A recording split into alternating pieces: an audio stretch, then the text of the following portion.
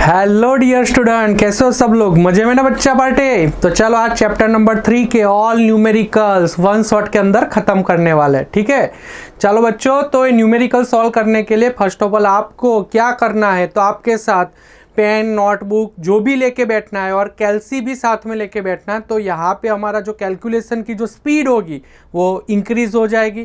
ठीक है, तो ऑल एनसीईआरटी के ऑल न्यूमेरिकल वन लेक्चर के अंदर हम खत्म करेंगे। चलो बच्चा, तो यहाँ पे स्टार्ट करते हैं चैप्टर नंबर 3।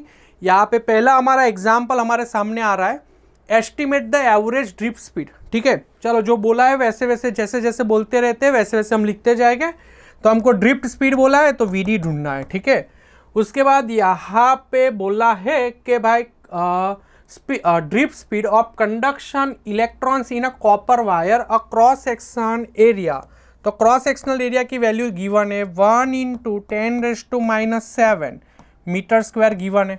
ठीक है, कैरिंग अ करंट की भी बच्चा वैल्यू है, कितना है 1.5 एम्पियर वैल्यू दिया हुआ है। ठीक है, assume that each copper atoms contribute रफली 1 कंडक्शन इलेक्ट्रॉन। मतलब के कंडक्टर का यहाँ पे हर एक एटॉम हमको एक इलेक्ट्रॉन दे रहा है। ठीक है, कंडक्शन के लिए एक इलेक्ट्रॉन दे रहा है। The density of copper, density it is denoted by rho. तो 9 × 10⁻³ किलोग्राम पर मीटर क्यूब। ठीक है, और एटॉमिक मास भी दे दिया है, तो it is denoted bye m 63.5 और उसको कन्वर्ट करेंगे केजी में, तो यहाँ पे मल्टीप्लाई बाय 10⁻⁻3। ठीक है, चलो तो पहले तो हमको ड्रिफ्ट वेलोसिटी बोला है, तो ड्रिफ्ट वेलोसिटी लाना है। तो बच्चों ड्रिफ्ट वेलोसिटी लाने के लिए आप सबको मालूम है, हम ऑलवेज बोलते हैं कि याद रखने का जो हमारा टेक्निक है, तो ड्रिफ्ट वेलोसिटी मतलब आई का फॉर्मूला है ना, आई को हम याद रखने के लिए ऐसा बोलते थे ना, उसका फॉर्मूला नाउडी। यस ना, तो नाउडी का स्पेलिंग व्हाट्सएप लैंग्वेज में लिखो, तो नाउडी NAVDE है ना। चलो तो हमको ड्रिफ्ट वेलोसिटी लेके आना है, तो ड्रिफ्ट वेलोसिटी बोले तो VD, तो VD को बच्चा यहाँ पे सब्जेक्ट बना देंगे, तो डिवाइडेड बाय IN। ठीक है ना, A और E हो गया। चलो हमारे पास किस किस की वैल्यू है और किसकी वैल्यू नहीं है वो देख लेते हैं। तो हमारे पास यहाँ पे देखो I की वैल्यू है, हाँ है। चलो N की वैल्यू नहीं है, तो मतलब N ढूंढना है हमको। A की वैल्यू है तो कि हाँ है। E की वैल्यू सर नहीं है, अरे याद रखना होता है। E की वैल्यू कितना है, ठीक है ना, 1. Fundamental charge 1.6 × 10⁻⁻19 coulomb. चलो तो मतलब ये आप याद रखना है आपको। तो N को लाना है तो क्या करोगे बच्चा आप, तो यहाँ पे केमिस्ट्री में आपने ये नंबर मतलब कंडक्टर है तो उसके अंदर नंबर ऑफ चार्ज कितने हैं वो ढूंढने का डायरेक्ट आपके पास फॉर्मूला गिवन ही है। ठीक है, तो वो डायरेक्ट बस वही बच्चा फॉर्मूला आप अप्लाई करो। तो N को जब आपको ढूंढना है बच्चों, तो उसका फॉर्मूला यहाँ पे क्या है, Na/m multiply by density. Na की वैल्यू 6 × 10⁻23, m की वैल्यू 63.5 × 10⁻³ और रो की वैल्यू कितनी है 9 × 10⁻3। ठीक है बच्चों, तो उसका आप कैलकुलेशन करोगे तो आंसर कितना आएगा।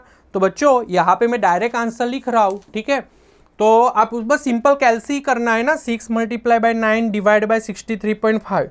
तो उसका आंसर आपको जो मिलने वाला है वो आंसर मिलेगा 0.85 × 10⁻29। ठीक है, तो N की वैल्यू मिल गई, तो बस बात सिंपल है, ड्रिफ्ट वेलोसिटी में सबकी वैल्यू डाल दो।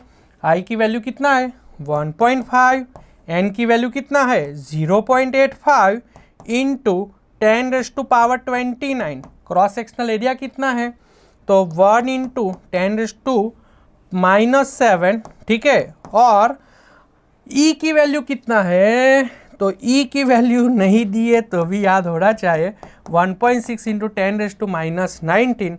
तो बच्चों ड्रिफ्ट वेलोसिटी का यहाँ पे कैलसी वर्क करोगे, मैं बोल ही देता हूँ क्या करना है आपको।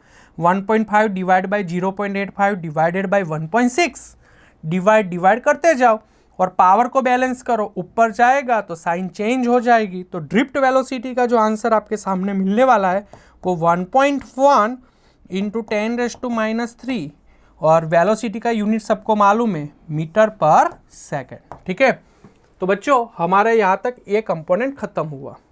अभी बी में क्या पूछा है देख लेते हैं। चलो, कंपेयर दी ड्रिफ्ट स्पीड। ड्रिफ्ट स्पीड मिल गई, उसको कंपेयर करना है बारी बारी से। एक फर्स्ट में बोला है थर्मल स्पीड के साथ आप कंपेयर करो, और speed of propagation of electric field. बेटा speed of propagation of electric speed, इसकी वैल्यू जो नियर अबाउट होती है ना बेटा, वो लाइट की स्पीड इन वैक्यूम, क्या बोला, लाइट की स्पीड इन वैक्यूम ही बोल सकते हैं, क्योंकि उसकी स्पीड, इलेक्ट्रॉन की स्पीड जब इलेक्ट्रिक फील्ड के अंदर अलॉन्ग जो प्रोपोगेटिंग होगी तो नियर अबाउट उसके आसपास ही होने वाली है। ठीक है, तो मैं यहाँ पे बता देता हूँ आपको। चलो, तो पहले हमको जो बोला है, ठीक है, ऑल कैल्सी वर्क ही करेंगे हम। ठीक है, ऑल कैल्सी वर्क, ठीक है, उसको मैं दिखाता ही हूँ आपको। उसको इरेज कर लेते इस स्लाइड को। चलो, तो क्या बोला है जल्दी से देखेंगे। बी पार्ट में हमको ड्रिफ्ट वेलोसिटी को थर्मल स्पीड के साथ हमको कंपेयर करना है। तो सर थर्मल इलेक्ट्रॉन की स्पीड क्या होती है? तो थर्मल स्पीड का मतलब मैं आपको बताऊं कि बच्चों यहाँ पे कंडक्टर, ठीक है, उसमें बहुत सारे ऐसे फ्री इलेक्ट्रॉन होते हैं। ठीक है, और उसको हमने रूम टेम्परेचर में रख दिया है, तो रूम टेम्परेचर में भी इलेक्ट्रॉन एनर्जी गेन करते हैं। तो रूम टेम्परेचर में जो एनर्जी, मतलब उसको रूम टेम्परेचर मतलब उसको हम थर्मल एनर्जी बोल सकते हैं। तो जब उसको थर्मल एनर्जी मिल रहे तो इलेक्ट्रॉन कितनी वेलोसिटी के साथ वो आगे, मतलब जो भी वेलोसिटी के साथ वो रन हो रहा है, इसी को बेटा हम बोलते हैं थर्मल वेलोसिटी। क्या बोलते हैं? Thermal velocity. तो चलो, थर्मल वेलोसिटी सर कैसे लाएंगे, इसका क्या फॉर्मूला है? तो बच्चों 11th साइंस के अंदर हमने थर्मोडायनेमिक्स में पढ़ा था कि भाई कंडक्टर के अंदर जो इलेक्ट्रॉन्स होते हैं उसकी वेलोसिटी निकालनी है। तो ऐसा फॉर्मूला सबने देखा था, 1/2 mv², एवरेज में लिखा है। ऐसा फॉर्मूला हमने डिराइव भी 11th में थर्मोडायनेमिक्स में किया था, 3/2 kb × t। सर ये kb क्या है? बेटा kb है वो स्टीफन बोल्ट्जमैन कांस्टेंट है, और स्टीफन बोल्ट्जमैन कांस्टेंट तो बेटा आपको उसकी वैल्यू भी याद रखनी पड़ेगी, हाँ ना। तो कितना है उसकी वैल्यू? 1.38 × 10⁻⁻23। सर टेम्परेचर कहाँ से लाएंगे? अरे बच्चा, टेम्परेचर को आपको रूम टेम्परेचर कवर अप कर लेना है, as up to room temperature. तो रूम टेम्परेचर कितना होता है? 27 डिग्री सेल्सियस। पर यहाँ पे तो आपको भी मालूम है कि कंपलसरी केल्विन में ही लिखना पड़ेगा। तो केल्विन में लिखे तो आपको एडिशन करना पड़ेगा 273 से। ठीक है, तो आपका आंसर आ गया केल्विन में। ठीक है, चलो, तो यहाँ पे 2 कैंसिल हो रहा है, v² को सब्जेक्ट बना देंगे। ठीक है, क्या अभी निकल के आता है देख लेते हैं। तो 3 kBt, ठीक है, डिवाइडेड बाय m। अभी स्क्वायर उससे आ जाएगा तो √3 kBt बाय हम क्या लिखेंगे? m लिख लेंगे। 3 kBt बाय m, समझ में आ रहा है सबको? तो यहाँ पे चलो जरा ध्यान से देखो, सर m की वैल्यू कहाँ से लेके आए? तो m मतलब सिंपल है, हम ला सकते हैं टोटल Na से टोटल मास को डिवाइड करो तो हमको m मिल जाएगा। ठीक है, तो Na की वैल्यू 6 × 10⁻23 डिवाइडेड बाय m, आगे लिखा ही है।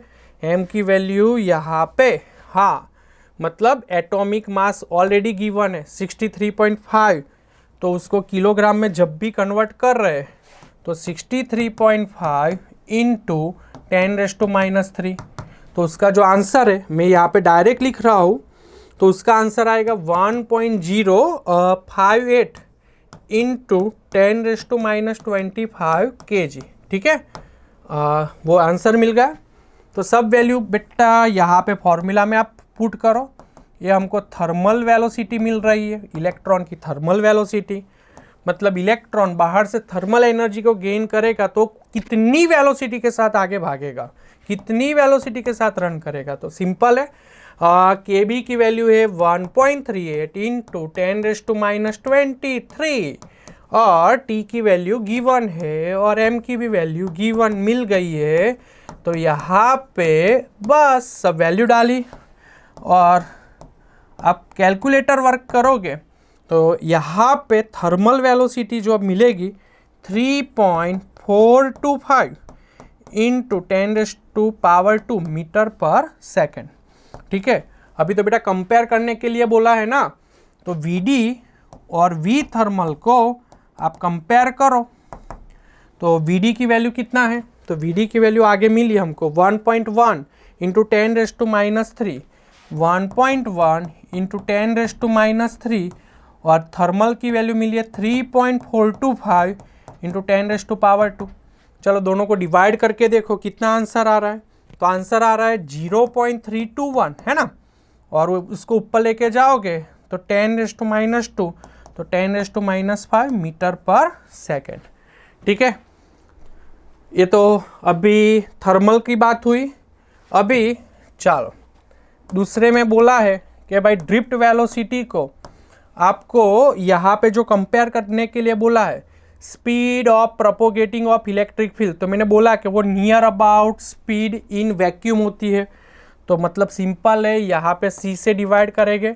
इसका ड्रिफ्ट वेलोसिटी का आंसर तो ऑलरेडी हम लेके आए 1.1 इंटू 10⁻³ और लाइट स्पीड इन वैक्यूम सबको मालूम है 3 इंटू 10⁸ ठीक है, तो उसका हम कैल्सी वर्क निकाले तो यहाँ पे जो आंसर मिलेगा हमको, ठीक है, तो 0.37 इंटू 10⁻11। ठीक है, तो ये हमको रेशियो मिल गया।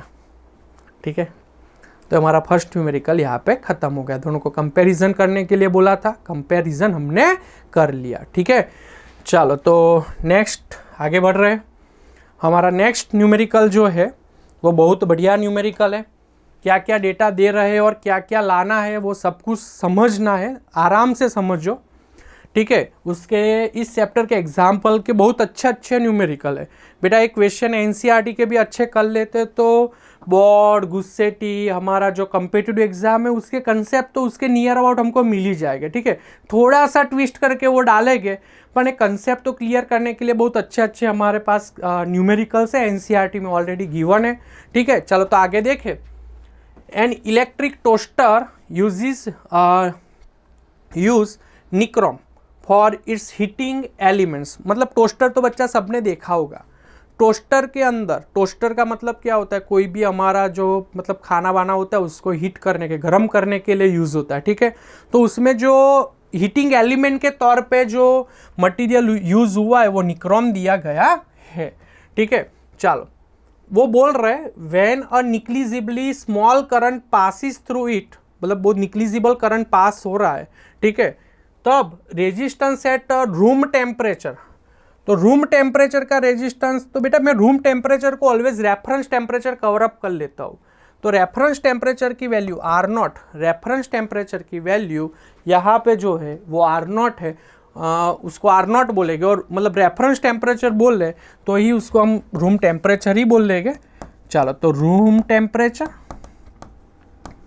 R0 कितना दिया है 27 डिग्री सेल्सियस। ठीक है, और उस टाइम पे जो रेजिस्टेंस मिला हमको, तो टेम्परेचर तो टेम्परेचर को हम डिनोट करेंगे T0 से डिनोट करेंगे, और उस टाइम का जो रेजिस्टेंस मिला वो R0।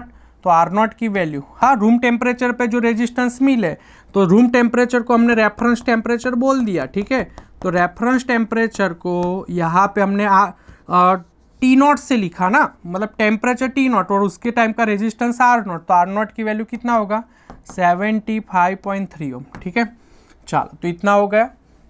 ये आगे क्या बोल रहे हैं, when the toaster is connected to a 230 volt supply, मतलब ये टोस्टर का निक्रोम का एलिमेंट में ड्रॉ कर रहा हूँ, उसको हमने बाहर से 230 वोल्ट सप्लाई के साथ कनेक्ट कर लिया। ठीक है, उस टाइम पे उसमें से जो पासिंग करंट है, यहाँ पे बोल रहे हैं 230 volt supply, the current settles after a few seconds, okay, and steady current की वैल्यू यहाँ पे दे दी 2.68 एम्पियर। ठीक है, what is the steady temperature of the nichrome element, वो ढूंढना है। तो बच्चा अभी स्टेडी करंट हो रहा है उस टाइम का टेम्परेचर, उसको बेटा मैं T बोल देता हूँ। ठीक है, T ढूंढना है हमको, और T ढूंढना है उसके बाद हमको क्या क्या डेटा दे दिए वो भी बोल देते। Temperature coefficient of resistance of nichrome average over the temperature range involve is 1.70 into 10⁻⁻⁴ Celsius inverse. मतलब सिंपल है, टेम्परेचर कोएफिशिएंट की वैल्यू गिवन है, इतना लंबा कुछ सोचने का नहीं है। टेम्परेचर कोएफिशिएंट दे दिया, कितना दे दिया, तो 1.70 इंटू 10⁻⁻⁴ सेल्सियस इनवर्स। ठीक है, चल तो टी है, अल्फा है। तो बच्चों यहाँ पे हमको V और I से एक रेजिस्टेंस भी मिल जाएगा, उस रेजिस्टेंस को मैं RT बोल देता हूँ। ठीक है, ओम्स लॉ सबको मालूम है, V/I हो जाएगा। तो 230 डिवाइडेड बाई 2.68, 230 डिवाइडेड बाई 2.68 करें तो उसका जो आंसर हमारे पास आएगा वो आएगा 85.8 ओम। ठीक है, चलो लाना क्या है, टी लाना है। तो सबको बेटा फॉर्मूला मालूम ही होगा ना। फॉर्मूला क्या है, तो फॉर्मूला है RT is equal to R0 1 plus alpha T minus T0। ठीक है, अब ध्यान से देखोगे तो T को हमको ढूंढना है, T0 की भी वैल्यू है, अल्फा की भी वैल्यू है, R0 की भी वैल्यू RT को है। तो हमको T को क्या बनाना पड़ेगा, सब्जेक्ट। मेरी मेथड ऑलवेज यही होती है कि बेटा पहले तो आप T को सब्जेक्ट बना दो, लास्ट में ही वैल्यू रखो। बहुत सारे टीचर स्टूडेंट भी यही करते हैं कि यहाँ पे वैल्यू पुट कर लेते हैं, पर स्टूडेंट थोड़ी सी माइनर मिस्टेक करने से हम लास्ट आंसर तक नहीं पहुँच पाते। तो मैं तो बोलता हूँ कि बेटा पहले T को आप सब्जेक्ट बना दो। तो और ऐसा नहीं है कि एक ही स्टेप में आप सब्जेक्ट बनाओ, आराम से 3-4 स्टेप आप फॉलो करो, आराम से सब्जेक्ट बनाओ। ठीक है, जैसे मैं यहाँ पे आपको ट्रिक बता रहा हूँ। तो देखो R0 को पहले मल्टीप्लाई करो, तो R0 को मल्टीप्लाई किया तो R0 मल्टीप्लाई बाई 1 R0, यहाँ पे है R0 alpha T minus T0 हो गया। ठीक है, चलो अभी इसको सब्जेक्ट बनाना है। R0 इस साइड आएगा, ये R0 तो ये प्लस है तो इस साइड आएगा तो माइनस हो जाएगा। तो R0 alpha T minus T0 हो गया। ठीक है, अभी ये मल्टीप्लीकेशन में पूरा R0 अल्फा तो डिवाइड में जाएगा, तो T minus R0 alpha T minus T0 हो गया। T को ढूंढना है ना बच्चा, तो उसको सब्जेक्ट बना के रखो। तो T को सब्जेक्ट बना के रखो तो RT माइनस R0 अल्फा इस साइड आएगा तो प्लस T0 हो जाएगा। बस बन गया ना सब्जेक्ट। बस थोड़े से स्टेप फॉलो करो, कोई दिक्कत नहीं है। ठीक है, पर सही ढंग से सब्जेक्ट बना दो। तो T is equal to RT minus R0 divided by R0 alpha plus T0।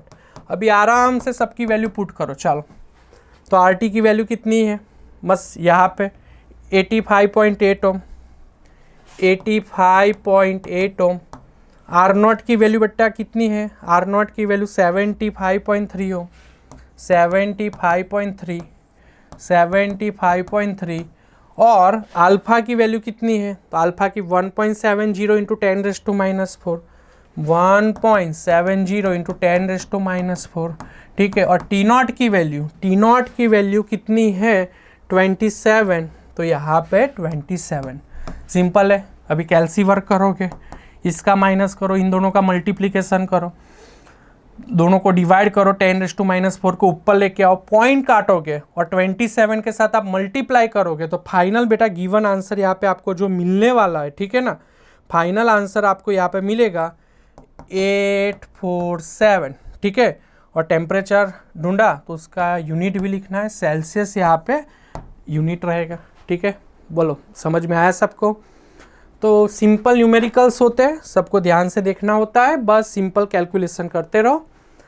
Okay, next आगे बढ़ रहा है, बहुत बढ़िया न्यूमेरिकल है। ठीक है, चलो तो क्या बोल रहा है उसको आराम से पहले समझेंगे। The resistance of the platinum wire of a platinum resistance thermometer, मतलब एक थर्मोमीटर है, उसके अंदर जो रेजिस्टर प्लेटिनियम यूज हुआ है और वो प्लेटिनियम रेजिस्टेंस की बात कर रहे हैं। तो पहले बोल रहे हैं कि बेटा उसको वो लोग ऐसा बोल रहे हैं कि आइस पॉइंट के अंदर, मतलब आइस पॉइंट, आइस बॉक्स लिख लेते हैं। ठीक है, तो वो प्लेटिनियम के रेजिस्टेंस को वो लोग पहले रख रहे हैं आइस बॉक्स के अंदर। चलो समझ में आ रहा है। आइस बॉक्स में अंदर रखा तो उस टाइम उसका रेजिस्टेंस कितना था, 5 ओम था। उसके बाद बोल रहे एट अ स्टीम पॉइंट, चलो इस प्लेटिनियम रेजिस्टेंस को उन्होंने उठाया और उन्होंने रख दिया स्टीम बॉक्स के अंदर रख दिया, और उस टाइम पे उसका रेजिस्टेंस चेंज होके उन्होंने मेज़र किया तो उसकी वैल्यू है 5.23 ओम। ठीक है, उसके बाद आगे बोल रहे हैं कि when the thermometer is inserted, मतलब ये पूरा प्लेटिनियम वाला थर्मोमीटर जो है उसको उन्होंने हॉट बाथ के अंदर रख दिया। ये हॉट बाथ क्या होता है सर? हॉट बाथ मतलब स्टीम और स्टीम और वाटर का मिक्सर होता है, बाकी कुछ नहीं होता बच्चा, बाकी कुछ नहीं होता। हॉट बाथ मतलब स्टीम और वाटर का मिक्सचर होता है। तो हॉट बाथ में जब रखा तब उसका जो रेजिस्टेंस था वो था 5.795 ओम। ठीक है, तो उस टाइम पे आप जब रखा, ठीक है, तो वो हॉट बाथ का calculate the temperature of the bath, मतलब उस टाइम पे टेम्परेचर कितना था।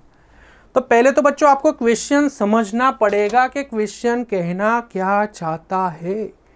तो सिंपल है, मैंने यहाँ पे ऑल ब्लॉक के टाइप में दिखा दिया है। ठीक है, अभी एग्जाम में इतने डेटा दिए, आपको थोड़ा यहाँ पे थिंकिंग पावर लगाना पड़ेगा कि भाई जब आइस बॉक्स के अंदर रेजिस्टेंस को रखा तो सबको बेटा आइस बॉक्स का टेम्परेचर मालूम होना चाहिए। आइस का बॉक्स का टेम्परेचर सिंपल है ना, आइस कितने टेम्परेचर पे बन रहा है, तो आइस जो होता है बेसिकली 0 सेल्सियस पे बन जाता है। यस, मालूम है ना आपको।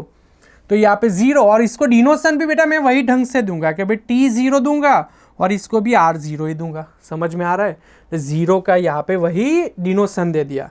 स्टीम, तो बेटा वाटर का स्टीम में कितने सेल्सियस पे वो वाटर स्टीम में कन्वर्ट होती है, तो सबको मालूम है कि उस टेम्परेचर होता है 100 सेल्सियस। तो यहाँ पे मैं लिख लूँगा 100, और ये भी हो गया हमारा 100। ठीक है, 100 हो गया। ठीक है, हॉट बाथ को तो हम यहाँ पे हॉट बाथ के रेजिस्टेंस को ये T लिखा है ना, तो चलो सर यहाँ पे 100 लिखा था तो 100 लिखा, तो यहाँ पे भी मैं 100 तो यहाँ पे T लिखा है तो RT लिख लेता हूँ। ठीक है, चलो तो ये ढूंढना है। तो सिंपल यहाँ पे एक लॉजिक याद रखना पड़ेगा आपको कि भाई इन तीनों में से आपको एक को रेफरेंस लेना पड़ेगा।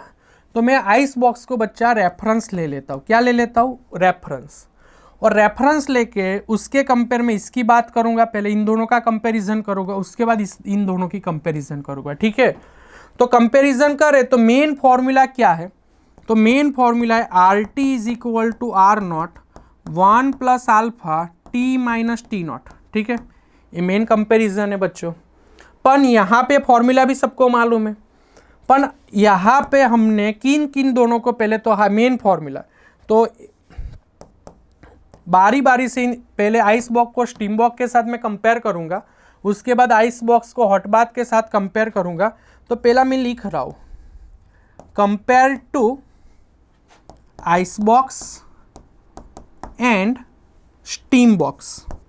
चलो इन दोनों को हम कंपेयर कर रहे हैं, ice box and steam box को कंपेयर कर रहे हैं। चलो तो ये आइस बॉक्स को हमने रेफरेंस में ले लिया, तो रेफरेंस का सिंबल भी बेटा एग्जैक्टली यही है। ये रेफरेंस रेजिस्टेंस होता है, ये रेफरेंस रेजिस्टेंस और ये रेफरेंस टेम्परेचर। ये जो दूसरा जिसके साथ कंपेयर कर रहा है उसका टेम्परेचर और उसका रेजिस्टेंस। ठीक है, तो R0 ही रहेगा, उसमें कोई दिक्कत नहीं है। ठीक है, चलो तो कंपेयर करें तो बच्चों यहाँ पे स्टीम बॉक्स के साथ कंपेयर करें तो RT की जगह में क्या लिखूँगा? R100 लिख लूँगा।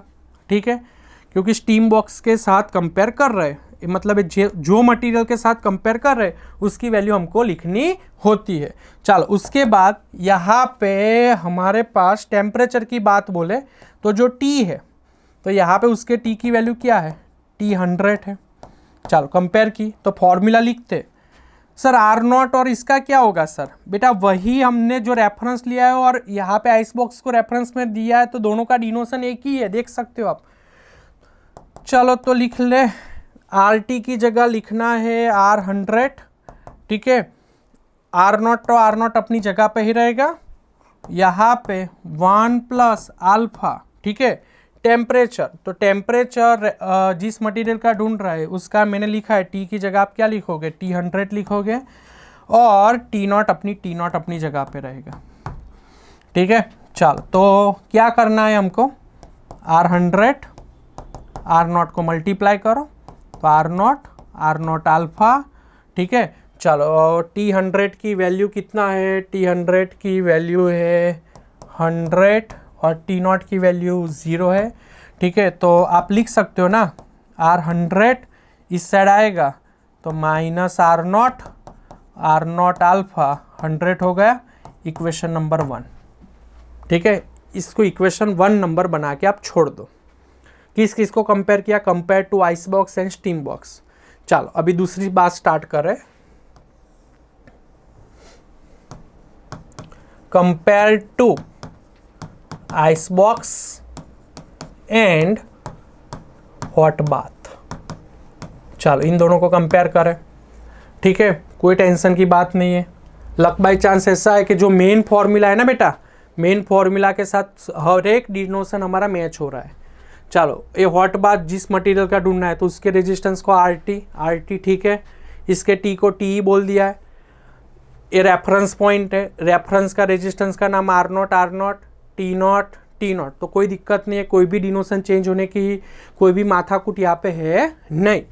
तो यहाँ पे हम लिखे तो क्या लिखेंगे, तो चलो फॉर्मूला लिखे तो RT is equal to R naught 1 plus alpha T minus T0। यहाँ पे एक अच्छी बात यही है कि भाई हमको कोई डिनोशन चेंज करना पड़ रहा नहीं है, ठीक है। चलो तो आर नॉट को अंदर मल्टीप्लाई करें तो R naught plus R naught alpha T minus T0 की वैल्यू डाल दो ना बेटा। T0 की वैल्यू कितना है 0, ठीक है। ए आर नॉट इस साइड आएगा तो माइनस आर नॉट अल्फा और यहाँ पे T बचा। चलो इक्वेशन नंबर 2 हो गया। तो यहाँ पे इक्वेशन 1 और इक्वेशन 2 हमको ऑलरेडी मिल गया। तो यहाँ पे दोनों का रेशियो ले लेते हैं, ठीक है। तो take a ratio R100 bye, यहाँ पे लिख ही लेते हैं, take a ratio of equation 1 and equation 2, दोनों का रेशियो ले लेते हैं, ठीक है। चलो तो रेशियो ले तो R100 by R naught RT by R naught, ठीक है। और R naught alpha 100 divided by R naught alpha into T हो गया, ठीक है। चलो तो यहाँ पे कैंसिल हो रहा है, इतना कैंसिल हो गया। बस सबकी वैल्यू पुट करना स्टार्ट करो। R100 की वैल्यू कितना है 5.23, आर नॉट की वैल्यू कितना है 5, RT की वैल्यू 5.795, आर नॉट की वैल्यू 5 है, 100 डिवाइडेड बाई T, ठीक है। तो बच्चों यहाँ पे 0.23, 0.795, 100 T मिला। T को बच्चों क्या बनाओगे आप, सब्जेक्ट बना दोगे, ठीक है ना। तो T को सब्जेक्ट बनाओ तो 100 वो जो डिवाइड में है 0.795 उस साइड जाएगा तो मल्टीप्लाई बाय 0.795 और जो 0.23 है वो डिनोमीटर में आएगा तो डिवाइडेड बाय 0.23। तो टेम्परेचर का फाइनल आंसर कितना आ रहा है, कैलसी वर्क करो। चलो तो यहाँ पे जो हमको फाइनल आंसर मिलेगा, ठीक है 345 इंटू 0.65 डिग्री सेल्सियस, ठीक है। समझ में आया न्यूमेरिकल, यस के नो। तो बच्चों क्या करना था, सिंपल था। पहले तो जो जो बोला ऐसे ऐसे हमने यहाँ पे डायग्राम ड्रॉ किए, उसमें आइस बॉक्स को हमने रेफरेंस में ले लिए और पहले आइस बॉक्स और स्टीम बॉक्स का रेफरेंस यहाँ पे एक इक्वेशन बना दिया और आइस बॉक्स और हॉट बाथ का एक इक्वेशन बना दिया, ठीक है। और दोनों को हमने कंपेयर किया तो फाइनली हमको T मिल गया, ठीक है। चलो तो ये न्यूमेरिकल आई थिंक सो सबको समझ में आ गया होगा। नेक्स्ट न्यूमेरिकल पे आगे बढ़ रहे, बहुत बढ़िया, ठीक है। चलो देखते हैं क्या क्या बोला है, क्या क्या ढूंढना है वो देखते हैं और आगे बढ़ते हैं।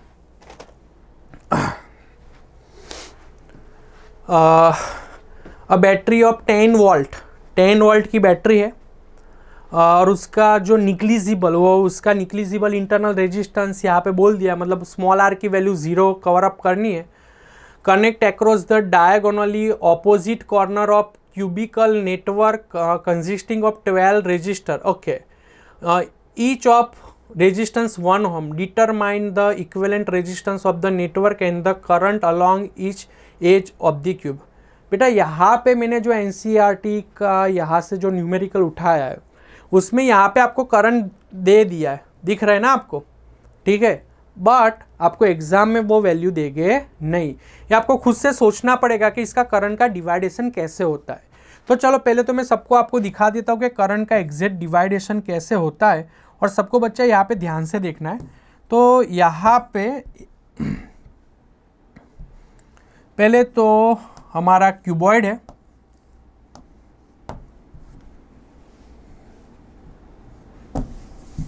चलो एक क्यूबॉइड, और क्यूबॉइड की हर एक एज पे एक रेजिस्टेंस रखा है, वो भी मैं ड्रॉ कर दूंगा।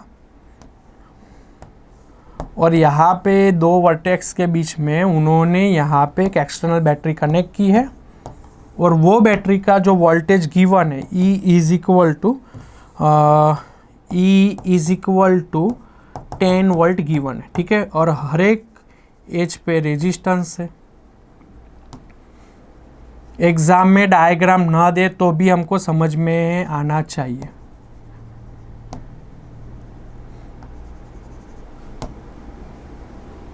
ये खुद से डायग्राम आपको एग्जाम में बच्चा सोचना पड़ेगा, ठीक है। तो उसका पहले तो आपको इसका इक्विवेलेंट रेजिस्टेंस निकालना है, और यहाँ पे वो भी बोल दिया है कि भाई हर एक रेजिस्टेंस की वैल्यू 1 ओम है, मतलब हर एक की वैल्यू 1 ओम दिया है। चलो तो सबको आर बोल सकते हैं, ठीक है। ये सबका नाम आर है। अच्छा है, चलो बोलो कोई डाउट है आपको? अभी यहाँ से जब बैटरी से करंट निकलेगा तो करंट का डिवाइडेशन यहाँ पे समझने वाली बात होती है, तो बहुत इजी होता है। मैं तो ऑलवेज करंट को डिवाइडेशन के लिए एक ट्यूब के अंदर से जब पानी फ्लो होता है उसका ही ऑलवेज एग्जांपल देता हूँ कि भाई कैसे पानी आगे जाते जाते डाइवर्ट होगा, और जैसे आगे जंक्शन आएगा और आगे का एक पॉइंट उसके साथ समिंग होगा तो ऐड होगा, माइनस होगा। तो यहाँ से वाटर का ही एग्जाम्पल लेके चलते, तो ऑलवेज पॉजिटिव टर्मिनल से करंट की डायरेक्शन स्टार्ट करना है, ठीक है। तो पॉजिटिव से करंट यहाँ से निकला, वो यहाँ पे लूप के अंदर एंटर होगा। तो यहाँ पे टोटल करंट बच्चा यहाँ पे सोच लो, समझ लो कि भाई टोटल करंट यहाँ पे हम ऐसा हमको इजी लगे, यहाँ पे थोड़ा इजी है ना, तो टोटल करंट की वैल्यू सपोज यहाँ पे 3i ले लेते हैं। कितना ले लेते हैं? 3i, ठीक है। यहाँ पे 3i कवर अप करे तो यहाँ पे 3 डाइवर्जन है, इसलिए 3 लिया ना। तो हर एक का रेजिस्टेंस सेम है तो इक्वली डिस्ट्रीब्यूट हो जाएगा। तो इक्वली डिस्ट्रीब्यूट होगा तो इसका वैल्यू i, इसकी वैल्यू i, और इसकी वैल्यू बच्चा i हो जाएगी। समझ में आ रहा है? अभी ये i यहाँ से गया, अभी 2 यहाँ से देखो तो 2 डाइवर्जन आ रहे हैं, तो डेफिनेटली बच्चों यहाँ पे क्या होगा, यहाँ पे 3i के 3 डिवाइड हुए ना, तो यहाँ पे क्या होगा, तो कि डेफिनेटली सर इसका आधा हो जाएगा, i/2 ऐसे यहाँ से i निकला तो यहाँ पे भी 2 डाइवर्जन है, ठीक है। तो 2 इक्वली डिस्ट्रीब्यूट हो जाएंगे, i/2 और यहाँ से i है तो यहाँ पे भी इक्वली डिस्ट्रीब्यूशन i/2 हो जाएंगे, ठीक है। चलो समझ में आ रहा है सबको? अभी देखो यहाँ पे इस पॉइंट पे क्या मिलेगा, यहाँ से i/2 आ रहा है, यहाँ से i/2, नीचे से i/2, तो i/2 यहाँ पे बच्चा आगे जाके पानी, डेफिनेटली पानी मतलब करंट, यहाँ पे आगे समिंग हो रहा है, ऐड हो रहा है, तो i/2 वापस क्या हो जाएगा, i हो जाएगा। वैसे यहाँ पे भी आप देखो क्या हो रहा है, देखो i/2 आया, i/2 आया तो i हो गया, ठीक है। उसमें कुछ नया नहीं है, यहाँ पे i/2 आया, i/2 आया तो i हो गया। तो यहाँ से आई तो टोटल मिला के वापस मिला 3i। और आपको बेटा किरचॉफ का जंक्शन लूप का लो मालूम ही है, ठीक है, और करंट का भी लो वही है, ठीक है, कि भाई जितना करंट यहाँ से एंटर होगा इतना ही कंपलसरी करंट यहाँ पे डेफिनेटली बाहर निकलेगा। 3i हो गया, ठीक है। चलो अभी यहाँ से हमको इक्विवेलेंट रेजिस्टेंस निकालना होता है, तो यहाँ से एक नाम दे देते, ठीक है। तो बस इस सर्किट का ऑल मैंने यहाँ पे बताया कैसे करंट का यहाँ पे बाइफर्गेशन दिया है वो दिखा दिया, सबको आई थिंक सो समझ में आ गया होगा। तो चलो यहाँ पे मैं आपको बता देता हूँ कि भाई बस यही समझाना था, वो एग्ज़ाम में करंट का आपको बाइफर्गेशन वो लोग नहीं देंगे, आपको समझना है, ठीक है। ऐसे करके उसका पूरा करंट का कॉन्फ़िगरेशन बनता है। चलो तो यहाँ से बेटा हम कोई भी रास्ता पकड़ ले, जैसे कि यहाँ से ऊपर से जाए तो i/2 और i, यहाँ से जाए तो i/2 और i, तो हमको एक लूप पसंद कर लेना है, ठीक है। तो यहाँ पे मैं लूप पसंद कर रहा हूँ, कौन सा लूप पसंद कर रहा हूँ जरा ध्यान से देख लो। तो थोड़ा कलर चेंज कर लेते हैं, ठीक है। तो यहाँ पे जो मैं लूप पसंद करने जा रहा हूँ, r की वैल्यू बच्चा यहाँ पे R की वैल्यू यहाँ पे 1 ओम कंसीडर है। बोला ही है ना कि भाई दर एक का रेजिस्टेंस सेम है, हर एक का रेजिस्टेंस सेम है, ठीक है। ये R है, ये R है, ठीक है। ए बी आर सब का वैल्यू सेम ही है।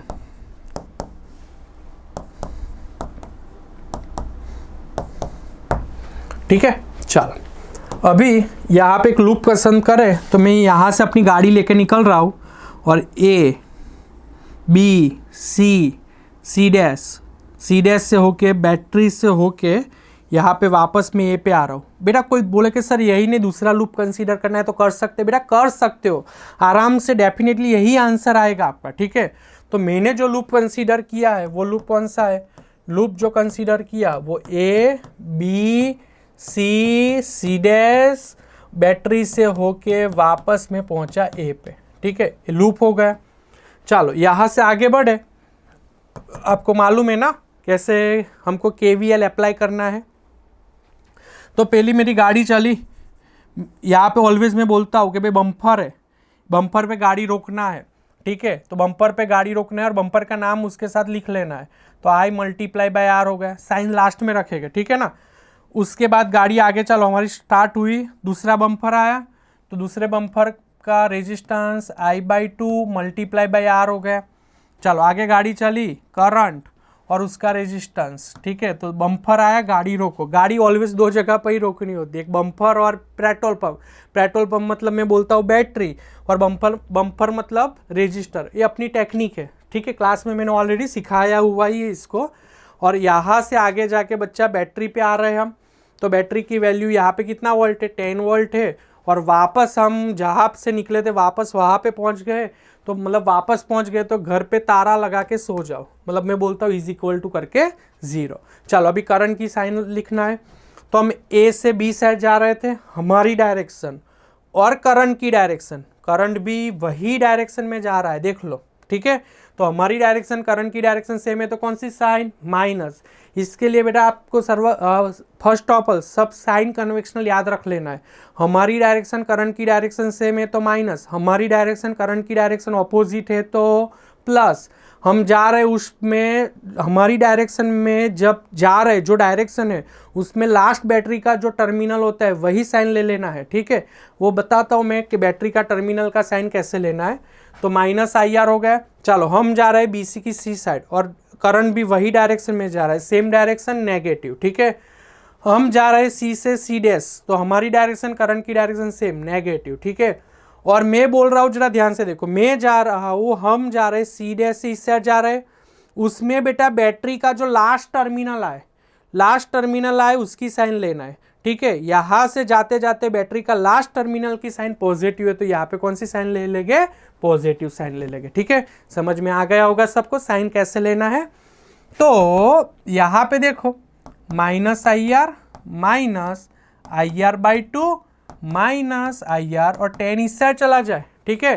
तो 10 इस साइड चला जाएगा तो क्या हो जाएगा, -10, ठीक है। थोड़ा कलर चेंज कर लेते हैं तो थोड़ा बढ़िया मजा आए देखने में, समझने में। तो यहाँ से माइनस को हम कॉमन निकाल लेते हैं, तो माइनस और साथ साथ में यहाँ पे कॉमन निकल रहा है IR, ठीक है। तो यहाँ से पूरा IR, तो 1 बचा, साइन चेंज होगी 1/2 प्लस 1/2 हो गया और -10, बोथ द साइड माइनस पहले कैंसिल कर लेते हैं, ठीक है। चलो IR हो गया, यहाँ पे LCM लेके बच्चा, तो सॉरी यहाँ पे ओनली 1 था, हाँ, तो LCM लेके 2 और 2 1 2, तो मतलब 5/2 आया = 10 हो गया। हमको R इक्विवेलेंट ढूंढना है तो R को सब्जेक्ट बनाएंगे, तो 2 × 10, ठीक है। 2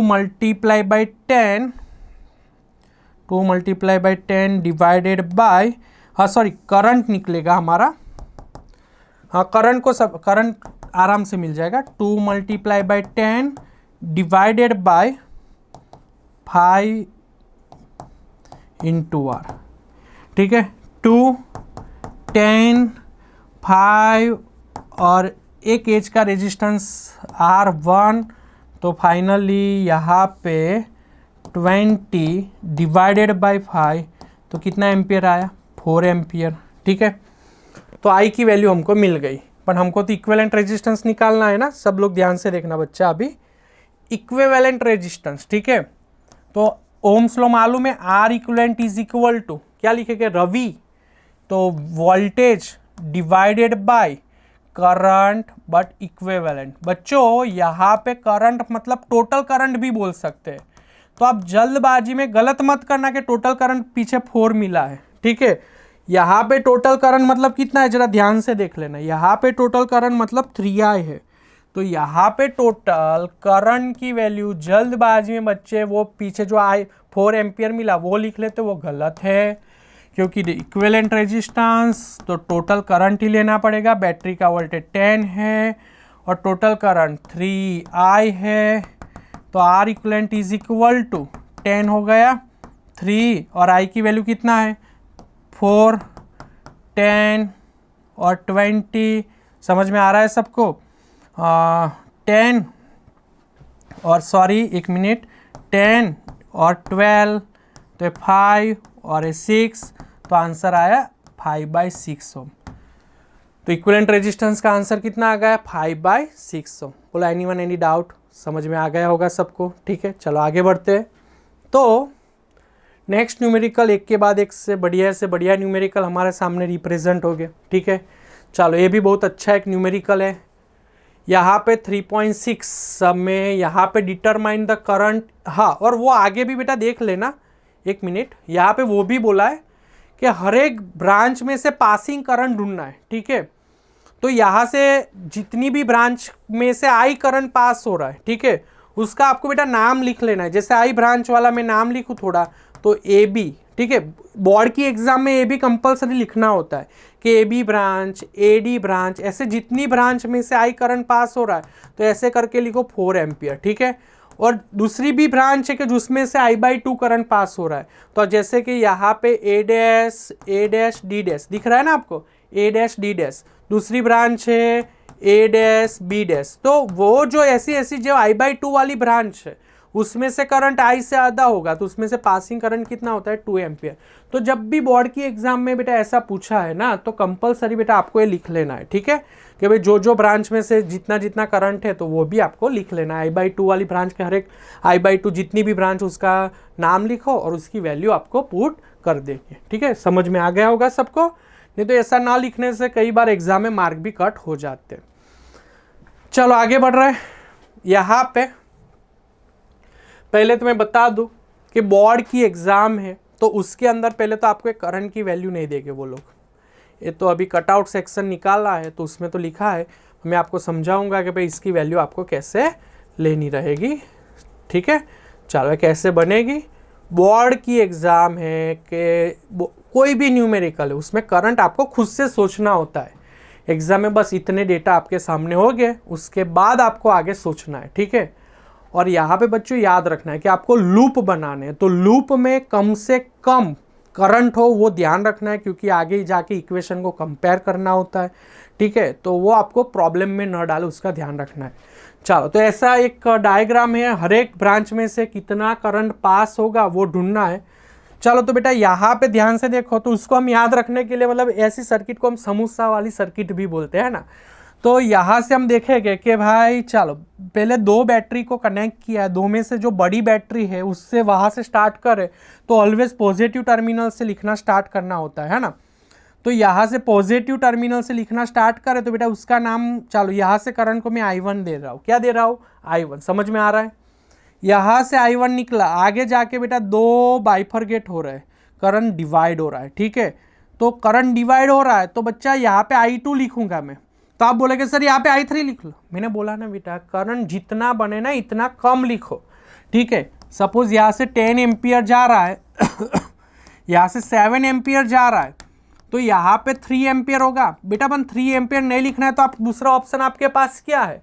3 एम्पियर नहीं लिखना है तो आप 10 माइनस 7 लिख सकते हो। वैसे यहाँ से I1 निकल रहा है, ठीक है, यहाँ से I2 जा रहा है, तो दूसरा ऑप्शन आपके पास क्या होगा, तो आप लिखोगे I1 माइनस I2। एग्जाम में करंट खुद से बनाने पड़ेंगे आपको। चलो ये I2 करंट आगे आया, एक नई बैटरी है तो नई बैटरी का अपना खुद का एक करंट होगा, तो उसका हम नाम लिखेंगे I3, ठीक है। हाँ सर यहाँ पे I3 लिखते, अरे 3-4 करंट बन जाए ना तो इक्वेशन सॉल्व करने में दिक्कत होती है। ट्राई रखो कि मैक्सिमम लूप के अंदर 3 ही करंट रोटेट हो, तो 3 इक्वेशन को हम आराम से क्लासीफाई कर सकते हैं। चलो तो I3 गया, चलो I2 ऊपर से आया, I3 इधर से आया, तो बेटा यहाँ पे टोटल ऐड होके कितना मिलेगा, I2 प्लस I3 मिलेगा, ठीक है। अब सबको मालूम है I2 प्लस I3 गया, यहाँ पे कितना अंदर करंट जाएगा, तो सिंपल है, मैंने बोला है ना कि किरचॉफ का करंट का लॉ है कि जितना करंट बाहर निकलेगा कंपलसरी इतना ही करंट एंटर होगा। तो I1 बाहर निकला तो I1 अंदर जाएगा। चलो तो आगे जाके यहाँ पे इस ब्रांच में नीचे C और D ब्रांच में कितना करंट होगा, तो ऊपर से आ रहा था I2 प्लस I3 आ रहा था ना, I2 प्लस I3, अंदर कितना घुसा I1, तो नीचे तो मतलब अंदर I1 चला गया, तो उसमें से I1 को क्या करना पड़ेगा, माइनस करना पड़ेगा, ठीक है। चलो अभी I2 plus I3 minus I1, यहाँ से I1 माइनस I2, यहाँ पे 2 ऐड हो रहे और यहाँ पे मिला के आगे जा रहा है। आप बोलोगे सर यहाँ पे कुछ ढूंढने की ज़रूरत ही नहीं, I3 बाहर निकल रहा है तो I3 डेफिनेटली अंदर जाएगा।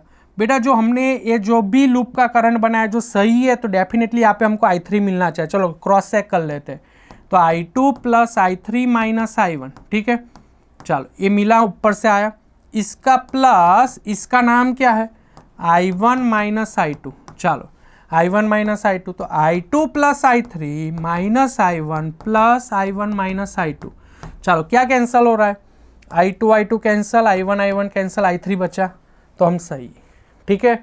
तो यहाँ पे ऐसे करके आपको पूरे करंट का नाम बनाना पड़ेगा, ठीक है, तभी आप एग्जाम में आगे बढ़ पाओगे। तो फर्स्ट स्टेप होता है करंट लूप के अंदर करंट बनाना, ठीक है। एग्जाम में कभी भी ऐसे आपको करंट की वैल्यू देंगे नहीं, वो सबको अच्छे से ध्यान में याद रखना पड़ेगा, ठीक है। तो कैसे बनाए सबको ध्यान में समझ में आ गया होगा। उसके बाद नेक्स्ट स्टेप होता है बेटा कि यहाँ पे जो डायग्राम है उसमें हमको लूप ले लेना है, ठीक है। तो करंट का यहाँ पे मैं टोटल यहाँ पे लूप ले रहा हूँ, यहाँ पे टोटल 3 लूप ले लेते हैं। First loop A B C और A, second loop positive terminal से ही रोटेट करवाओ, सेकेंड लूप हो गया, ठीक है। थर्ड लूप यहाँ से पॉजिटिव से ही लो, ठीक है।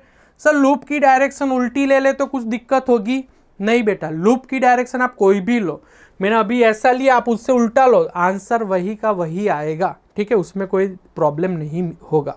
चलो तो 3 लूप ले लिए, अभी लूप के इक्वेशन बना रहे हैं हम। चलो तो लूप के इक्वेशन यहाँ पे बनाए तो थोड़ा सा यहाँ पे आपको मजा आए, इसलिए समझ में आए, इसलिए लूप का करंट। चलो एक अच्छा सा कलर सिलेक्ट कर ले, यही अच्छा लग रहा है, ठीक है। चलो पहले लूप कंसीडर ऊपर से स्टार्ट कर लिखना, A, ठीक है, A B C और A, ठीक है, और अप्लाइंग KVL, ठीक है। चलो यहाँ से हमने गाड़ी स्टार्ट की, चलो पहला बम्पर आया, ओके स्टॉप करो, और बम्पर में जो करंट है मतलब जो रेजिस्टेंस और करंट को मल्टीप्लाई करो। चलो गाड़ी आगे भगाओ, चलो दूसरा बम्पर आया, स्टॉप करो, तो बम्पर मतलब रेजिस्टेंस की वैल्यू और उसमें से जो पासिंग करंट है कितना है, I2 प्लस I3, आराम से लिखना है, ठीक है। वापस यहाँ से गाड़ी भगाई, चलो बम्पर आया, स्टॉप करो, तो 1 और उसमें से पासिंग करंट क्या है, I1। चलो आगे जाके बच्चा बैटरी आई, पेट्रोल पुरा लो, पेट्रोल की वैल्यू कितनी है, पेट्रोल पंप का नाम क्या है, 10। वापस घर पे पहुंच गए, इक्वल टू करके 0। चलो उसके बाद साइन लिखना है, तो हमारी डायरेक्शन A से B, करंट की डायरेक्शन वो, तो कौन सी साइन, माइनस। हम B से C जा रहे हैं, हमारी डायरेक्शन करंट भी नीचे ही आ रहा है, सेम डायरेक्शन, माइनस। हमारी डायरेक्शन करंट की डायरेक्शन सेम, माइनस। ये सब कुछ साइन बाइन मैंने अभी अगले न्यूमेरिकल में बोल दिया कि कैसे साइन आपको समझना है, ठीक है। चलो अभी मैंने बोला ना कि बैटरी में तो जिस डायरेक्शन में जा रहे हैं उसमें बैटरी का जो लास्ट टर्मिनल है उसकी साइन लिख लो, तो प्लस हो गया, ठीक है। चलो तो ये सब कुछ sign cover up, -4i2 -2i2 -2i3 -i1, ठीक है। और साइन में कुछ गलती छोटी सी ना हो जाए उसका ध्यान रखना है बेटा। यहाँ पे एक छोटी सी भी गलती होगी ना तो आंसर आपको नहीं मिलेगा। चलो इतना हो गया।